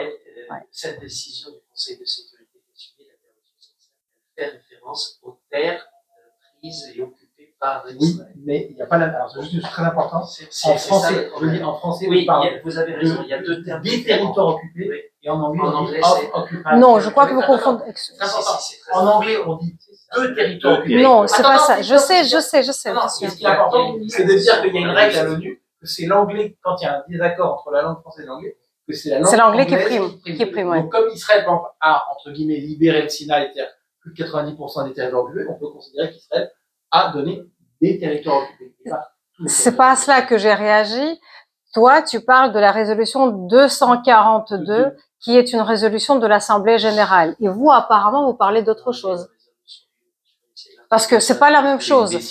La résolution dont tu parles, c'est tout à fait vrai. Ouais. Qui n'a pas reçu le veto des États-Unis, et c'est pour ça qu'elle est passée, c'est pour ça qu'elle jette tout ce problème aujourd'hui. Il y a une deuxième précision, je crois qu'il y a un territoire, c'est le Tombeau des Rois, parce que c'est une propriété privée qui a été vendue Tombeau des Rois. Je ne sais plus qui, et ensuite qui a été donnée par une femme française dont j'ai oublié complètement. Oui, d'accord, je vois qui c'est. C'est une propriété privée qui appartient à l'État français, d'après ce que j'ai dit. Vous parlez du tombeau délégué. Oui, c'est délégué à l'État. Il faut vérifier ça. Il faut vérifier ça. Indûment le tombeau des rois, parce que bah évidemment, ouais. Mais ça je savais pas que. Enfin, je sais que c'est l'histoire de la. Qui a été cédée, et à la dernière personne qui l'a reçue, il y a eu les Pereire à un moment donné. Oui. Et la dernière personne qui l'a reçue. Eux, ils étaient juifs. Ouais. Il faut vérifier. J'ai noté. Merci pour cette précision. Une question parce que vous avez plus ou moins quelque chose qui m'a frappé à l'époque. Oui. Moi, il y avait quelque chose qu'à l'époque, quand il y a eu le 7 octobre, je me suis dit que c'est construit quelque chose. Ça s'est métabolisé en quelque sorte. Tout ce que vous avez expliqué, ces discours, etc. Moi, la conférence de débat, métabolisé. Ce que je ne comprends pas, c'est pourquoi les Israéliens n'ont pas compris que c'était en train de se stabiliser, ce qui sert aujourd'hui de tout ce qu'on est en train de subir. Ils n'ont pas créé quelque chose pour contrecarrer ça. Non seulement ils n'ont pas compris, ils ont en quelque sorte participé aux décisions postérieures de Durban. Parce que vous savez que le BDS, le mouvement Boycott des Investment Sanctions, ça a été créé après cette conférence où monsieur Omar Barghouti écrit son livre qui s'appelle comme ça, étant étudiant en master à l'université de Tel Aviv. Omar Barghouti, dont tout le monde savait qui il était. Il écrit sa thèse et les gens commencent à protester. C'est comme les étudiants dont je viens de parler qui protestaient contre les manifestations pour la Nakba. Et le recteur de l'université de Tel Aviv répond, c'est la liberté d'expression. Donc, je pense c'est une question fondamentale. Je crois, c'est la seule réponse que je puisse vous donner de l'intérieur. C'est sidérant. C'est sidérant l'incompréhension des Israéliens, qu'ils soient de gauche ou de droite, parce que les Israéliens de droite ne s'en occupent pas. L'indifférence à ce qui se passe à l'extérieur. On a l'impression un peu, c'est mon impression, et ça c'est franchement, ça fait pas office d'une réponse savante ni quoi que ce soit, qui se sont enfermés dans une sorte de ghetto comme ça, qui souffrent d'une sorte de complexe provincial. Ça c'est le problème des universités. Parce que pour être bien vu par l'Occident, il faut faire comme un Occident, quitte à faire ce qu'ils font. Et donc le BDS, c'est un mouvement qui s'inscrit dans la tradition nazie. Parce que Omar Barghouti était influencé par Haj Amin al-Husseini, qui a introduit les boycotts, parce que le dit Haj Amin al-Husseini était très influencé par les boycotts nazis. Et donc c'est une tradition qui continue. Et quand moi je commençais à le voir, j'ai vu ce qu'a écrit le recteur de Tel Aviv en me disant mais c'est incroyable, c'est pas possible que ça soit fait exprès ou une quelconque, c'est qu'ils ne comprennent pas ce qui se passe. Est-ce que c'est pas de l'arrogance? Certainement aussi. Ou l'indifférence au monde extérieur. C'est pas vraiment du mépris parce que non, vous savez c'est comme quand je vous donne un exemple qui me frappe toujours. J'ai fait mon bac, je l'ai terminé là-bas. Et alors, on avait tout ce que vous voulez, sauf l'arabe. C'est quand même incroyable qu'on est entouré des Arabes musulmans et que personne ne comprend ni comment, enfin personne. Je viens, bon, il y a quelques marginaux, etc. Je m'entends. On n'enseigne pas toutes ces choses-là. Un autre exemple, pour parler pas de mépris, mais moi j'ai appelé ça l'arrogance insouciante. Un jour, quand nos jeunes sont allés au festival Nova, je veux dire, mais comment peut-on aller à Gaza, sachant ce qui s'y passe? C'est pas possible qu'ils ne savaient pas. C'est pas possible. Vous voyez? Non, mais bien sûr. Mais c'est les jeunes qui sont dans les universités israéliennes qui font l'armée. Et je peux vous dire aussi, parce que avec les soldats, je parle aussi beaucoup, ils disent, nous n'avons pas, même les soldats de droite, les combattants, c'est toujours les soldats de droite, il faut le préciser. La gauche, elle fait, comme disait Denis Charbit, ils sont dans les bureaux. Voilà. Et donc ces soldats disent, non mais il a dit, c'est Shmone Time, c'est comme on appelle ça, c'est des gens qui font du renseignement, etc. En fait, ils disent, ces soldats qui font au combat, nous n'avons pas été éduqués à comprendre qui sont nos ennemis. Nous avons été éduqués, et c'est les gens très honnêtes qui le disent, qui ne sont pas du tout hypocrites, dans le respect et dans l'obligation d'obéir aux lois et la volonté de paix. C'est les mêmes qui sont dans la boue et à Gaza. C'est-à-dire qu'ils n'ont pas l'idée de qui sont ces gens autour d'eux. Et ça, je sais pas si c'est, je pense pas que ça soit du mépris, hein. Je pense que c'est vraiment une sorte de, c'est cité. Non, moi je pense qu'il y a aussi une chose, je pense que c'est le racisme de ma part. Je pense que les Ashkénazes n'ont pas compris ce qu'était. Ah, clairement. Et ça, c'est vraiment quelque chose. Clairement. Ouais. Et tu noteras que tous les accords de paix délirants ont été faits par Pérez, des Rami, etc. Qui n'ont pas vu quoi que les mecs en face. C'est pas raciste, ça, c'est la réalité de la société. Non, mais Shamir, il était ashkénaze, mais il a tout compris, hein. Ouais.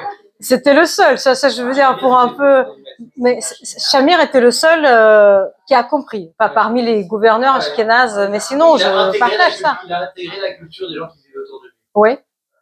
Golda Meir, on dit qu'elle apprenait un peu l'arabe, etc. Mais bon, on connaît. Je suis peut-être le seul ashkénaze. Non, c'est pas vrai, moi aussi. Non, mais c'est vrai, mais c'est une réalité. Enfin, moi, j'ai jamais vécu dans un, au Maghreb, bref, mes parents viennent du Maroc, et bon, voilà, c'est quelque chose, mine de rien, quand j'étais plus jeune, ma mère, elle me disait, oui, mon père, il me disait toujours qu'il fallait faire attention aux Arabes, machin, bidule. Je me disais, oui, bah, ça va, c'est bon, moi, je sais. Vous avez raison. Hein? J'avais raison. Non, mais il y a clairement, quand vous regardez la géographie, si je peux me permettre aussi politique, parce que la mentalité, elle est aussi conditionnée par la géographie, et il se trouve, je vous raconte tout, moi, dans ma famille, elle est à Malea de Mime. Malea de Mime, c'est ce qu'on appelle, alors, ce qu'on appelle improprement les territoires occupés. Alors, puisqu'on parle des accords d'Oslo, qui viennent suite à la décision dont monsieur vient de parler, après ces accords d'Oslo, Malea de Mime se trouve sur le territoire C, qui est sous contrôle total administratif et militaire d'Israël. Mais en France, on ne le dit pas. On dit que c'est un territoire occupé. Et donc pourquoi j'en parle? Parce que bon, évidemment, il y a beaucoup, il y a déjà les Ashkénazes qui vivent là-bas, ils sont tous de droite. Alors ça, ils comprennent tout à fait. Il n'y a pas de gens de gauche qui vivent là-bas. Mais c'est tout à fait vrai aussi que quand on va de Malea de Mime, pour ceux qui ont vu Israël, c'est un chemin qui monte de la mer Morte, entouré de villages arabes, et vous descendez dans le centre, vous allez à Tel Aviv, Herzliya, etc. C'est Nice, Barcelone, c'est un autre monde. Et dans ce monde, quand vous parlez avec des jeunes, ma propre cousine ne vient jamais à Malea de Mime. Elle va au manif kaplaniste, la rue Kaplan, mais elle ne vient jamais à Malea de Mime parce qu'elle a peur. Et elle dit, c'est les fachos. Elle a peur des Arabes, des Juifs intégristes, messianistes, je sais pas quoi, comment ils nous ont... Parce que ça aussi, et c'est-à-dire que ça, c'est très intéressant, parce que vous voyez, pas que les Ashkénazes, les séparades. J'étais sur les dernières choses, et on termine. J'étais sur I24 l'année dernière à Tel Aviv, dans la studio, et donc on sort avec le membre de Meretz. Meretz, c'est un parti de gauche. J'ai voté pour Meretz quand j'avais 20 ans, mais comme disait Churchill, je le cite pas, etc. Voilà, donc en fait, j'ai connu vraiment toutes les couleurs de la politique israélienne, là-bas aussi. Et donc, il me dit, parce que je disais que les accords ont été torpillés non pas par Netanyahou, parce que c'est l'usage, c'est un type de langage, dire oui, mais le gouvernement de Netanyahou, etc. À l'époque, c'est pas pour le défendre, mais pour parler de l'essence des accords. Il sort, il me dit, tu habites où? Je dis, à Malea de Mime. Il dit, tu fais partie des juifs messianistes. Messianiques, ou je sais pas. Ça veut dire quoi? Il n'a jamais expliqué. Il nous a crié dessus. Il est parti en courant. Voilà. Donc ça, c'était notre dialogue. Mais ça, c'est intéressant. Donc c'est pas tellement Ashkénaz séparés. Maintenant, c'est vraiment les gens du centre et les gens qui connaissent un peu la réalité du terrain. À l'époque, le premier qui a commencé à foutre la dynamique, c'est Shalom Arshad. Oui, alors voilà, donc je parle de tous ces gens-là dans mon livre en essayant de comprendre pourquoi ils raisonnent comme ils raisonnent. C'est toujours intéressant de voir ce qui se passe dans leur tête. Donc, c'est vrai qu'on se pose la question des fois. J'ai des hypothèses, mais bon, arrive à dire que... Eh ben, vous reviendrez pour nous exposer votre livre. Merci infiniment, Yana. On va tout dire.